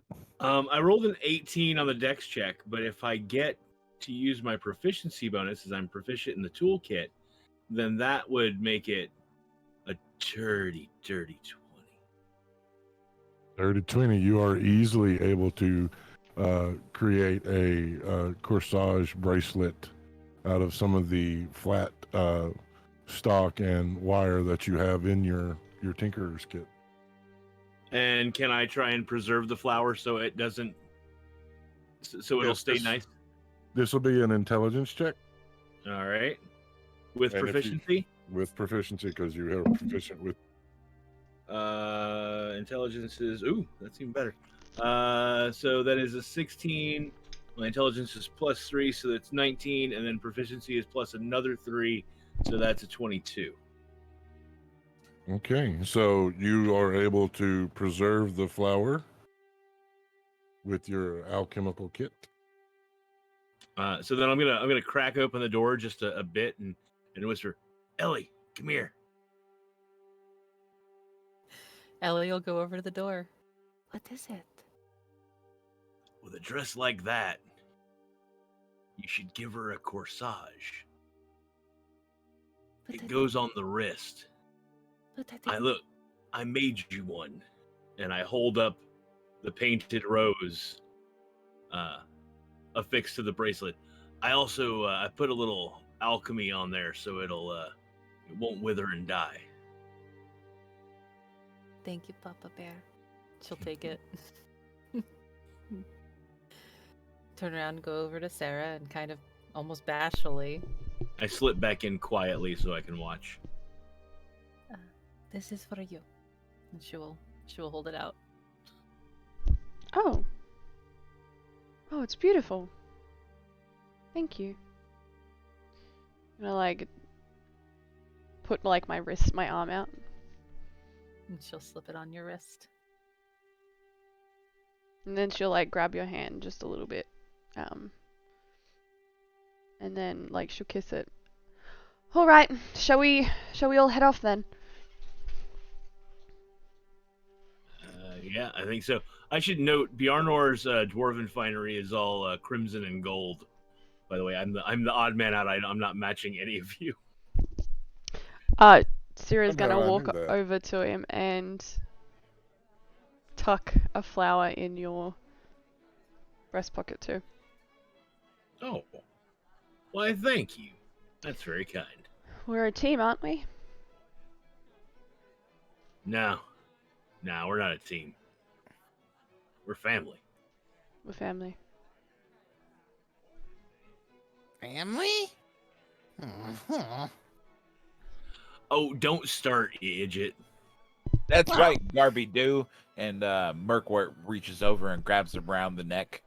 I don't want to be family, though. Family's awful. Not this one. They just family. leave you and never talk to you, and then years later, they want you to be in the army, and yeah. Ellie's gonna go kneel down in front of Garbo. Family can also be wonderful. I promise you. Maybe. Come on, Garbo. Let's go have some fun. Okay, yeah, peace, right? Yeah. Yeah. Ellie's gonna offer Sarah her arm as they go out the door. Sarah's gonna take it. As they leave and they start walking down to wherever they're going, in the finery that they are all garbed in, Murkwart can't help but skip as he walks because he enjoys looking so dashing.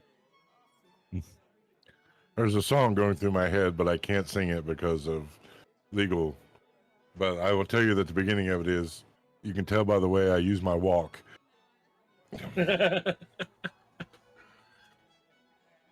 You arrive in the town square as darkness descends.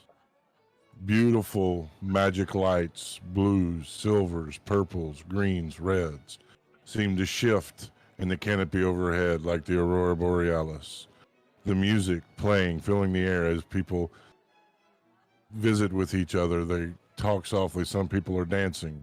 Some people are playing games of chance. What would you all like to do here at the festival? The sweet sense of food drifting through the air, the aroma of the wine mingling, the ambiance, very posh.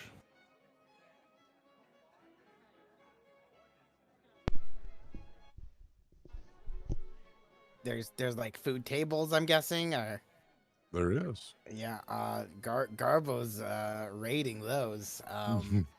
And perhaps enhancing some of the dishes. Oh dear God. Are you trying to be secretive about the enhancing?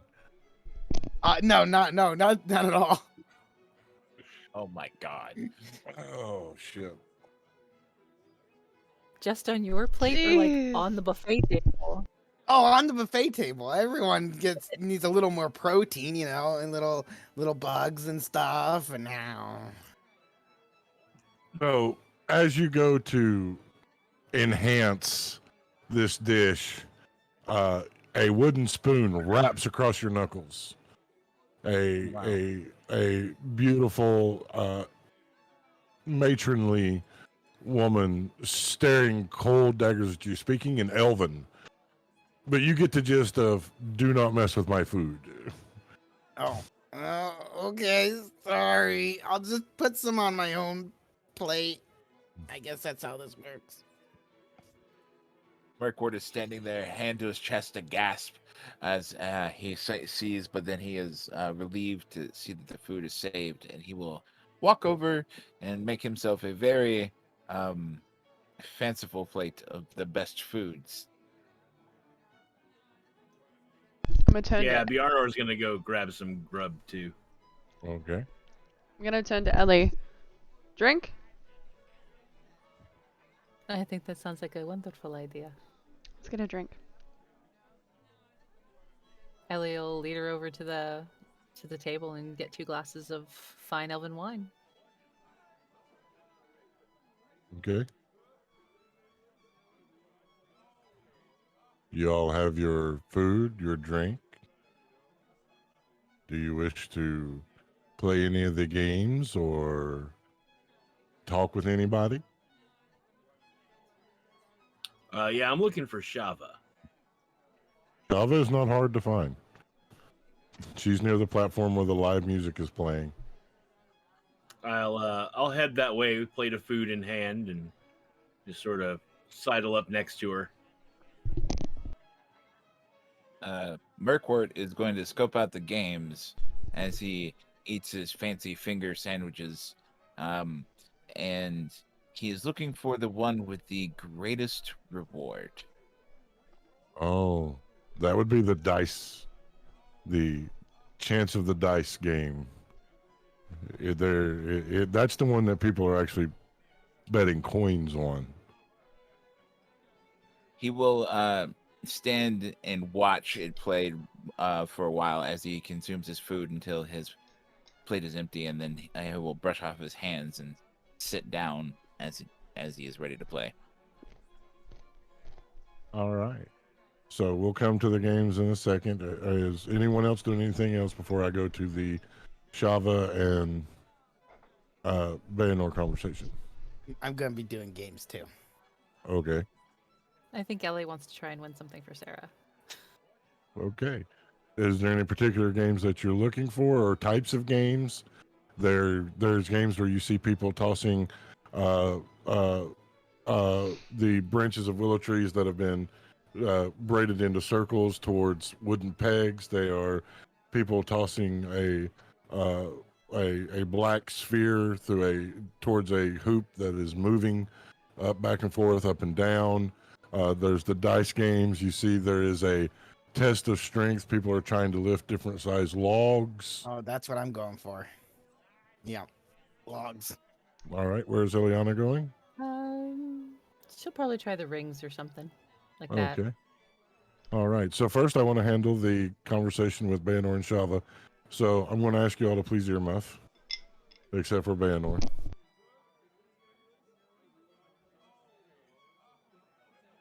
All right, Bayanor, as you approach, Shava will look at you and nod.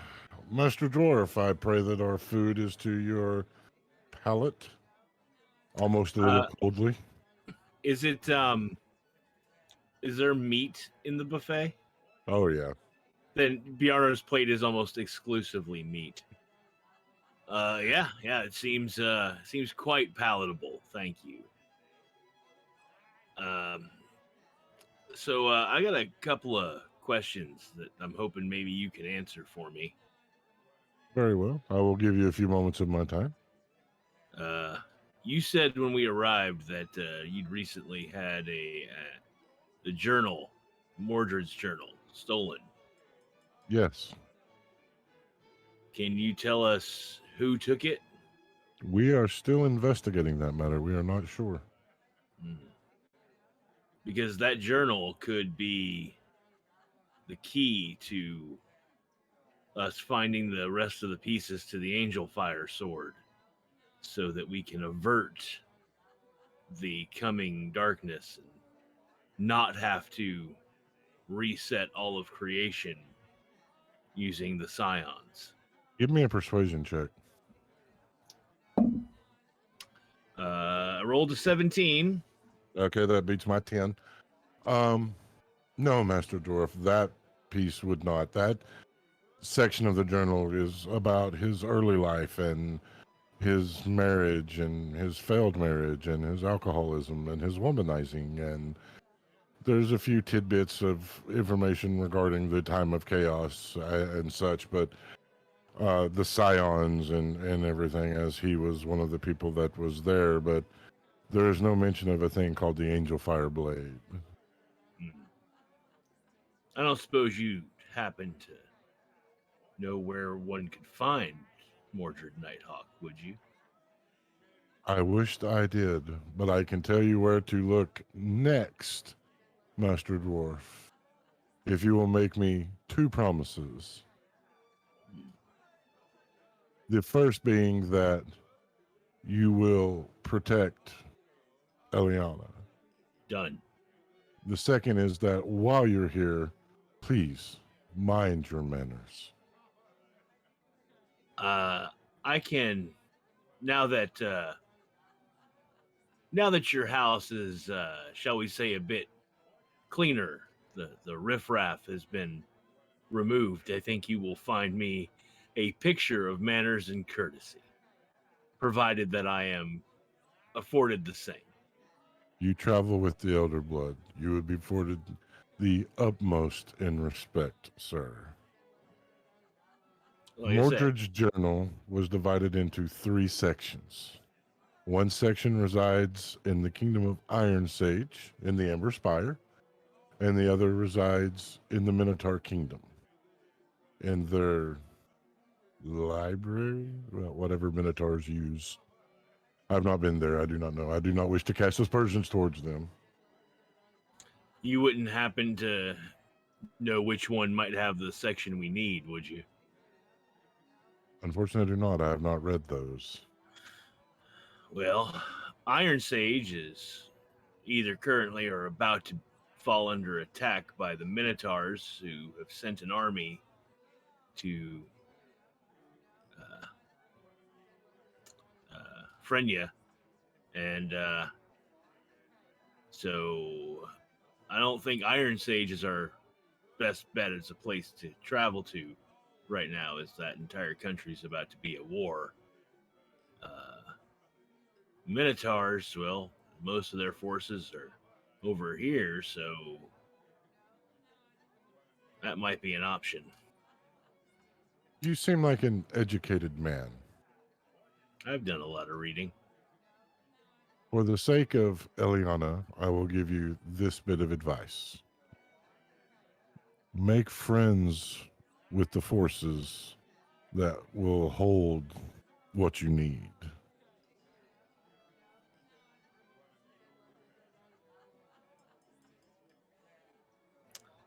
Well, if the Minotaurs take the Iron Sage, which would be a heck of a feat, but they have the teleport thingy over in Frenya, so they can be there instantaneously. So it seemed to me that the Minotaurs are probably going to come out ahead in this. So I guess they're the ones we need to make friends with.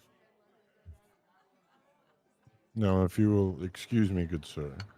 One more Unless question. you're having one more, yes, I do have time.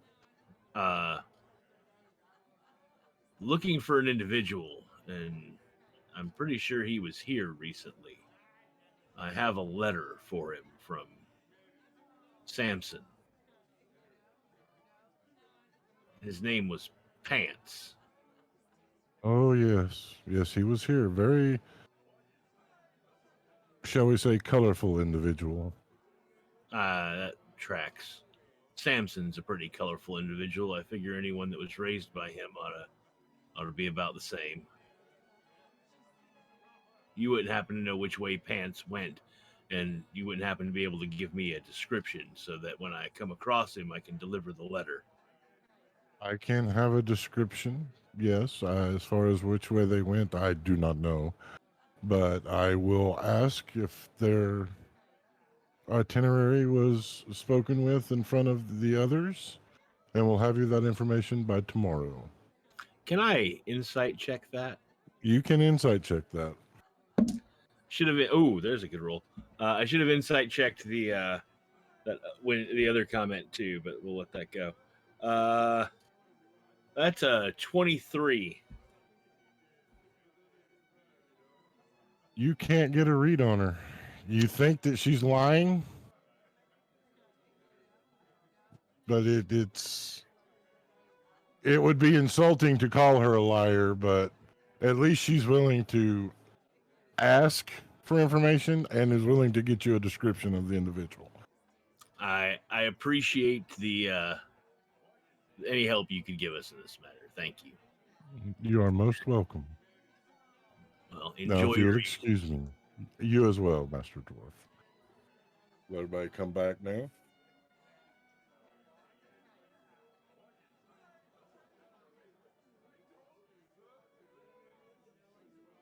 Waiting on Sarah.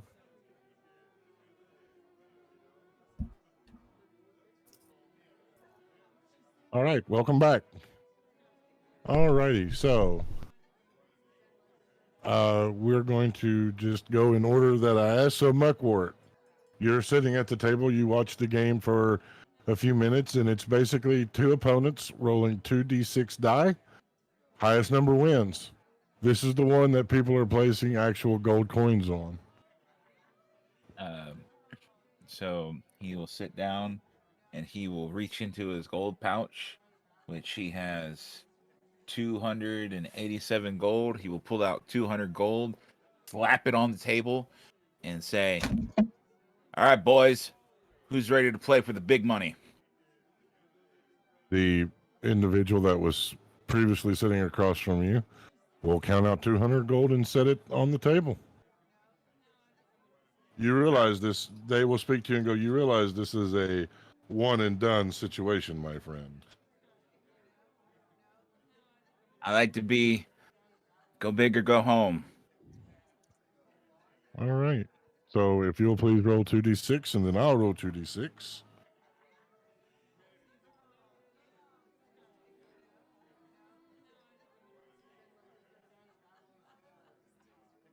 Ten. I got a 12.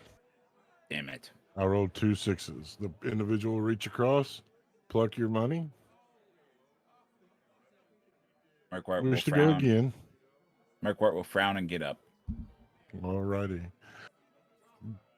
Let's see. Garbo, Yes. you was wanting to do the test of strength. Oh yeah. Lifting logs. Yes. Yeah. What Do you see that there are 3 categories of logs to lift from? I'm gonna go for the biggest. Alrighty. I need a strength check from Garbo.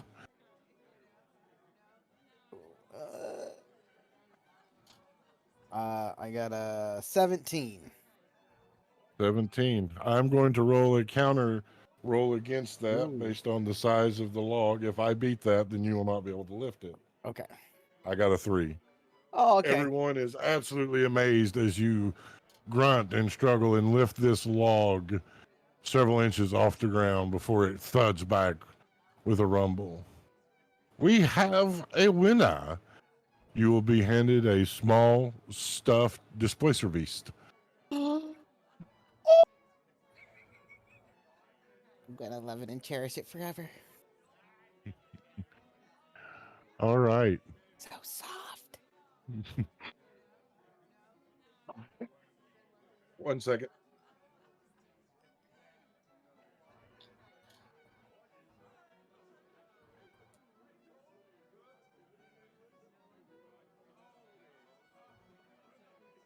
Okay. Eliana and Sarah, you said you was going to the ring toss. I, while she's doing that, am doing something else. I'm gonna wait. Oh, I'm sorry. Yeah. I'll go last. Okay. Eliana, the ring toss. You are handed 3 rings. I will need 3 dexterity checks. All right. So that's 12. 12 again. And 15. Okay. So this game is not designed like a carnival game to keep you from winning. It is just a game of chance. 3 rings land easily, and you have your choice between a golden locket, a golden bracelet, or a stuffed raccoon. She'll take the locket. As the individual picks up the locket, would you like for it to say anything?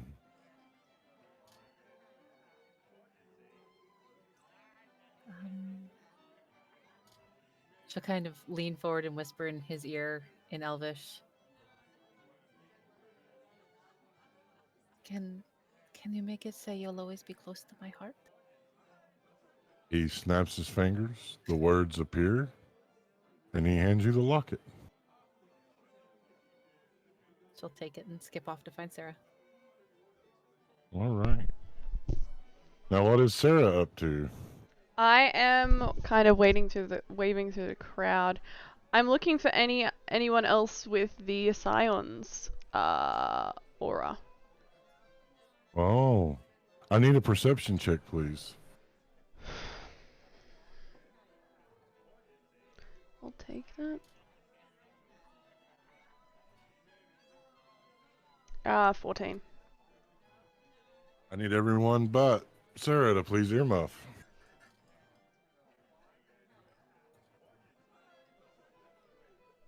There are 2, Sarah. Looking out at this sea of people, you count 2.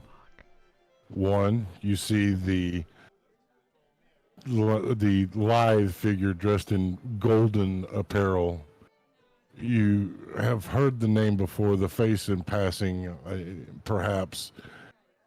But then it comes to you. You see a life of, as a young individual, poverty, hatred, disgust from people around because they were different, because they dared to be themselves. It wasn't until much later in life that after they were an air pirate that they became a merchant. And the name comes to you as if you had known it all your life. It is Wilhelm of Wilhelm's House of Wonder.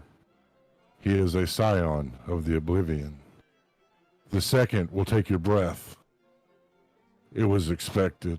Maybe it should have been. But the Lady Shava is a scion of the awakened. Ah, fuck. I'm gonna go up to Wilhelm and put my hand on his shoulder. He's very, very like, never in a million years did he expect to actually meet you. He had heard of you. He will finally do a formal bow. My lady, I am Wilhelm. It is a pleasure. Of course, Wilhelm. No need for the pleasantries, if you will. I just wanted to apologize, and I'm so sorry. It is not your doing. It is the way of fate. It brings us to whatever bridge we must cross, whatever seas we must sail. I'm glad you understand, and I hope many of the others do. I'm gonna stand like beside him, looking towards like everyone else. Can you see the others? I see the goblin, and he will lean close and whisper, I see Lady Shava. I'm gonna like look over at Shava. And then look back. How? I don't understand how someone so powerful would have been chosen. Magic chooses who it will. You're right. Alright. I hope it won't come to it. And So do I, my lady. hope we can hope for your help in the time if we need it. He will hand you a golden coin that has an airship on one side and a wolf's head on the other. If you ever need this, just throw it to the ground and call me. I will be there. Thank you, Wilhelm. I'm then gonna try to get over to Lady Shava. It takes you a few moments, but you do get there. I wasn't aware you were in the pickings, and I apologize. You have nothing to be sorry for, child. I have lived a life long and full, and if I have learned anything from any of this, it is that even the powerful can be fools, as I was. Can you also see? Can you see the others? I. Okay. I hope it won't come to it, but if it does, I hope for your assistance. If it comes to it, my life is yours. Thank you. I would ask one favor. Of course. Do not let this secret out. It will cause chaos among my people. I could imagine. It'll stay between us. Thank you. And I will nod and then go back down to find the others. Alrighty. I will bring the others back.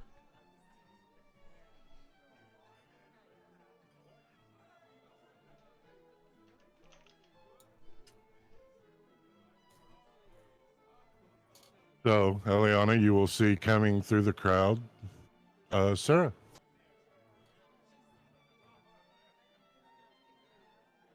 She'll make her way over to her. Are you having fun?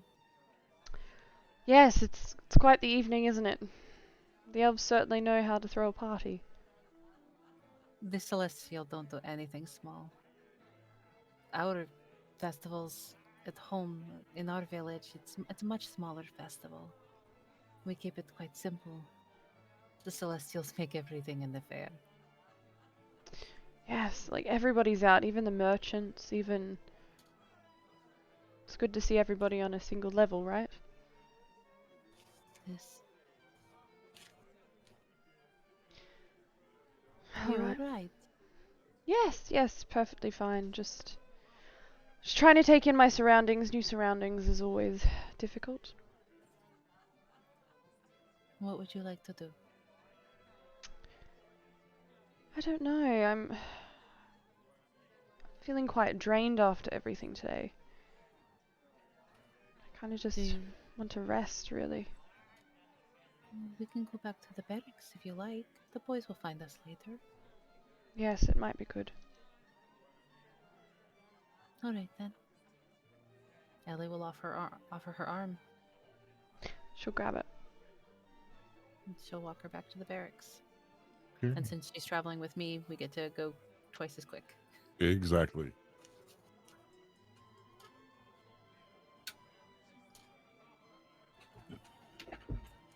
The making your way back to the barracks, the night cold but beautiful, the silence of the barracks welcoming, the small stove providing much needed warmth, the evening as it runs on, the faint sounds from the distance.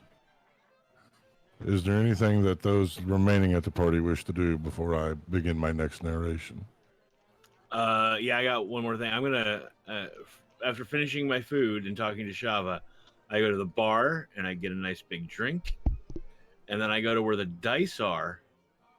But rather than sitting down to play dice, I'm just gonna spend most of the rest of the evening placing side bets on who's gonna win the dice games. Okay. Give me just a flat D20. That is a 15.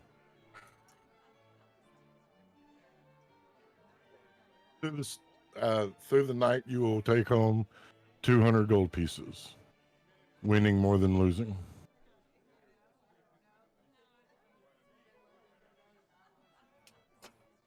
Now that was a profitable night. Does Garbo wish to do anything else? No, he's just gonna spend the night eating. Probably keeping some in his pack of choice things to use later. Muckwort? Murkwart is going to be very upset about losing his money and go to the bar and proceed to drink himself shit-faced. Alrighty.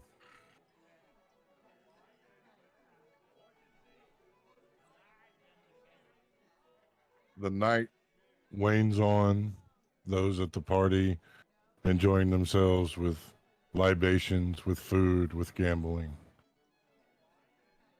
The elven community welcoming of the outsiders as they traveled with the elder blood.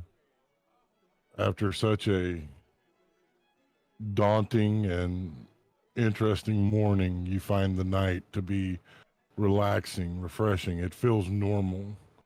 The daunting task of trying to save, well, everything, for the moment forgotten as you get lost in the revelry. Back in the barracks, Eliana, when you lay the trench, are you two going to have a conversation first before I continue this? I didn't know if you guys had anything else to say to each other or... I don't think so. I think Sarah's gonna get like dressed and then kind of invite Eliana to kind of snuggle.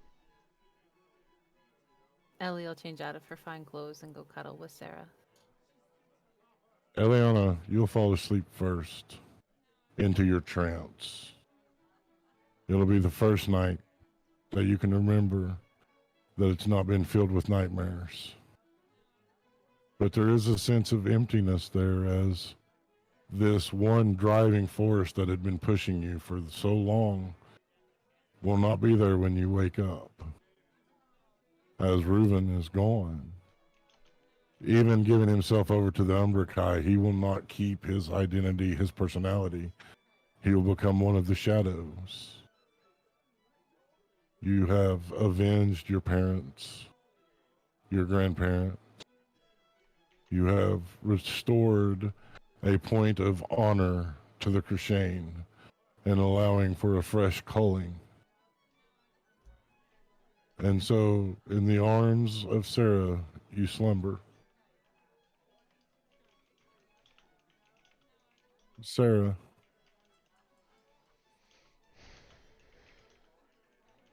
before you go to sleep, once more the golden aura that surrounds individuals is in your thoughts. These individuals that have been chosen, that you helped choose to be scions. There is a sadness that has been on you since the ceremonies. But tonight, holding Eliana, perhaps a little flicker will begin to burn. A determination, if you will. These people's lives have not been decided yet. There is still hope out there.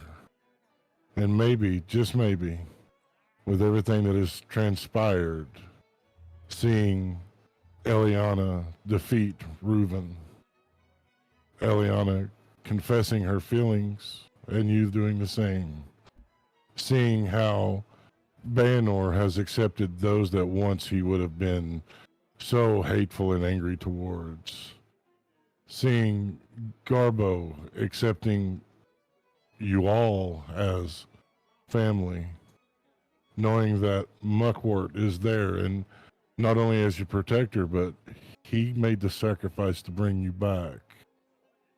Maybe these thoughts will help fan that little flame of hope that would ignite.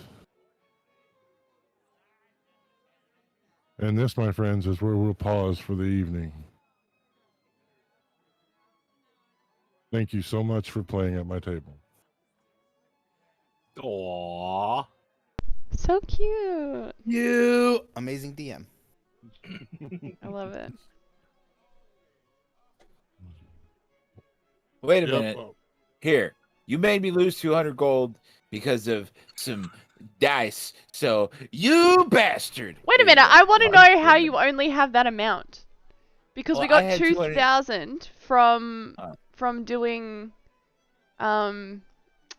what was it? We went When the guy in Frenya Frenya. tricked us into getting him the diadem. I'm bad at keeping track of gold. Is how. I'm so glad you only thought you had that amount then. It would have been like 2,000 gold. So this is what I'm adding on the table. I want to thank each and every one of you for allowing me to be your DM. It is an absolute privilege and honor to have you at my table.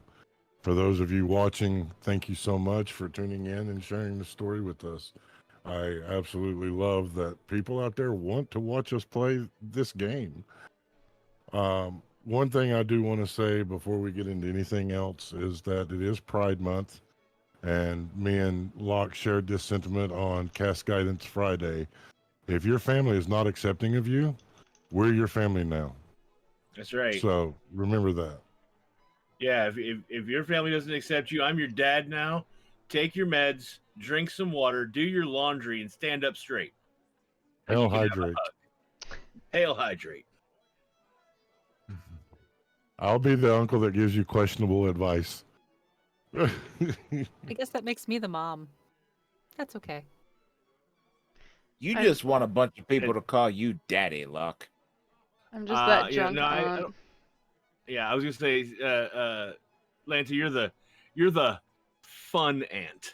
Yeah, I'm the one that Yeah. drinks at like Christmas and tells all their dirty stories to the kids, and the kids are like, that one. That's me.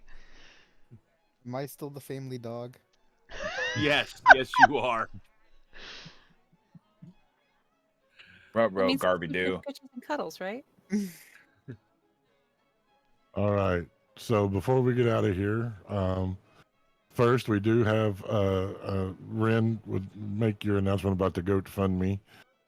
All right. So for those of you who haven't been following us or are new here, my partner and I are in the process of trying to purchase the land that our little farm is on. And because our closing costs ended up being 3 times what we expected, and we had taken on the previous owner's animals in the process as well, and incurred quite a few vet bills as a result of that. We're in a bit of a pickle, and we do have a GoFundMe up, trying to raise some of the funds to take care of things that money that we had saved up would have taken care of, but is now going to closing costs. So if you could go check out our GoFundMe. I feel like my partner did a really great job of explaining all of our long-term plans. None of that is going to be happening quickly. It is all long-term, but go check it out. Support us if you can. There's even a link down further in the GoFundMe description where you can go buy one of our T-shirts with our farm logo or some of our animals on it. Check us out. Help us out if you can. Share our link if you can't. It's very, very appreciated. Thank you. And I believe that there's something special going on. Yeah, if we have decided that to help this out, to encourage you all to be generous. If the GoFundMe gets to 10K, which is a little over halfway to the goal, then I'm going to do the one chip Carolina Reaper potato chip challenge live on stream at the beginning of a session, and you all get to watch me suffer with the chip, but not just the chip, because I let Ben talk me into shit. We're gonna put a dab of the Hot Ones Last Dab Apollo hot sauce on the chip and eat it. And then in addition to that, once we get above 10K, every time Tier rolls a natural 20 to make it hurt us even more, I'm going to put a dab of this on my finger and eat it. But when we hit 15K, that's when I join the party and do the one chip challenge with the Reaper hot sauce, or the hot sauce as well. But then, because I am a glutton for punishment, not only on the 20s, but when the nat 1s, especially probably for anybody, because I am that much of a glutton for punishment, I will take another dab of that hot sauce. And then, if we hit goal, Shelly, aka Dandy, will join in the chip challenge. So this will be awesome. She is not doing the dab. She is not doing the dab, but she will do the chip. We don't want to kill Dandy because we've already heard that there has been violence threatened to Tier with the whole Scion thing. So we are not going to kill Dandy. That's right. Lanta, I believe you're doing something special with the GoFundMe. Yes. So every 100 kind of thing that we get to, we already hit another one, and I have had my shot beside me all night. So I'm gonna do it now. But every time we hit a $100 marker, I will do something crazy, which involves potentially alcohol. So we're gonna go crazy now. Chug, chug, chug, chug, chug, chug. That's an chug, Australian chug, shot chug, right chug. there. Yeah. That's a big one. That's a hell of a lot more than what we use as a shot here. No, that's a lot more than a shot, because I thought we hit more than one. But What was it? that one was bourbon. Nice. Yeah. A little sweet kick at the end there. Respect. Great, I'm gonna go into my evening super happy. You took it like a champ. Oh my god.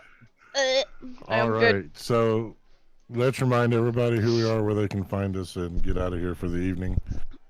Hi guys, I am Lanta, also known as Lanta Fanta everywhere on the internet.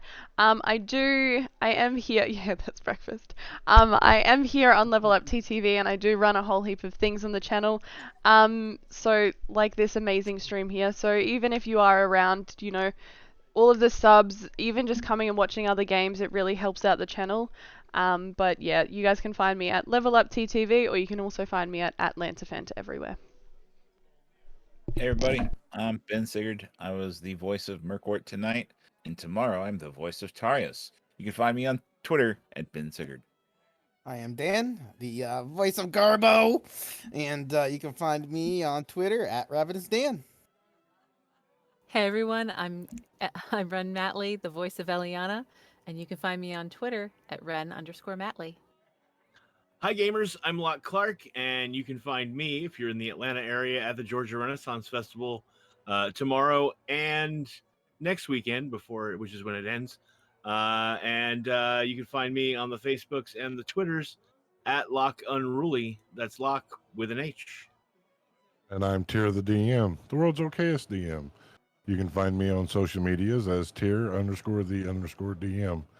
Before we say goodnight, we just want to remind you, especially looking through chat and seeing a lot of conversations about mental health there at the end, you are not alone. We're here. There's people in your life that will be light and strength. When you are weak and in darkness, rest with them for a while until you get a solid foundation under you and then can travel forth.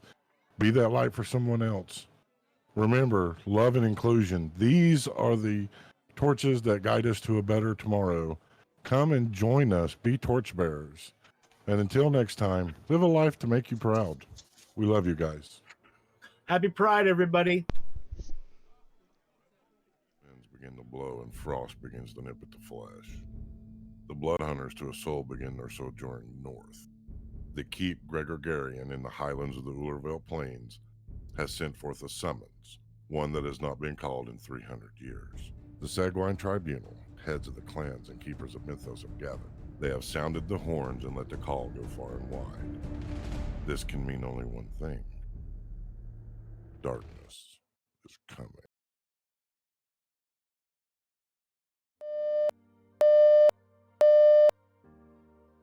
Level Up TTV starts now. So what's going on? Like we look it up. There's this little dong, and there's a dong, and there's another dong, and there's people outside. And do you know they're wearing white and red, and they're walking around like all ceremoniously? Is the circus in town?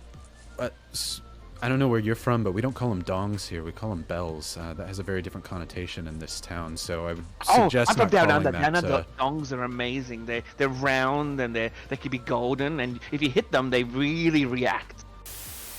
So a good number of our participants are youth who might be struggling with some degree of social setback that has something to do with, oftentimes, there's no diagnosis required, but we have a lot of our constituents come to us with challenges related to autism, ADHD, anxiety, or depression, and then coming through and playing a safe and supportive game in a fun environment then helps them come out of their shell and sometimes make friends for the very first time.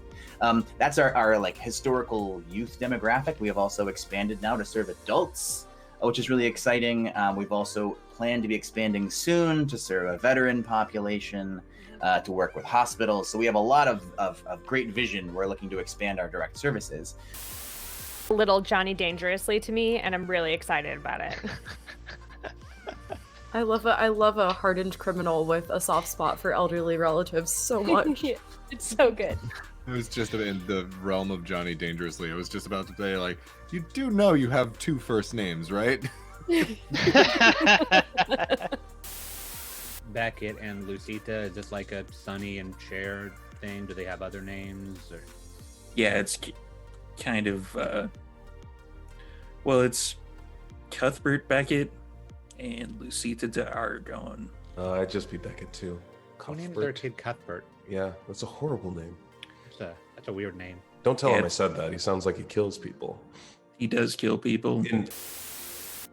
Wild magic surges. As the energy goes into you, it begins to take life, a actual organic life of thorns.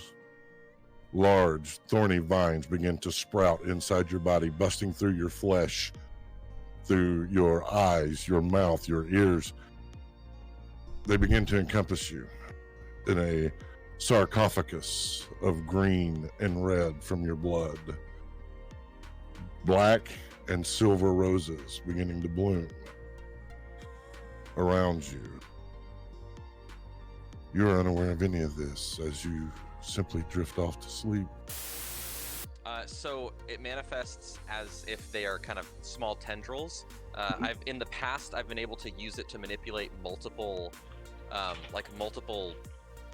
gears and mechanisms at the same time to get things done.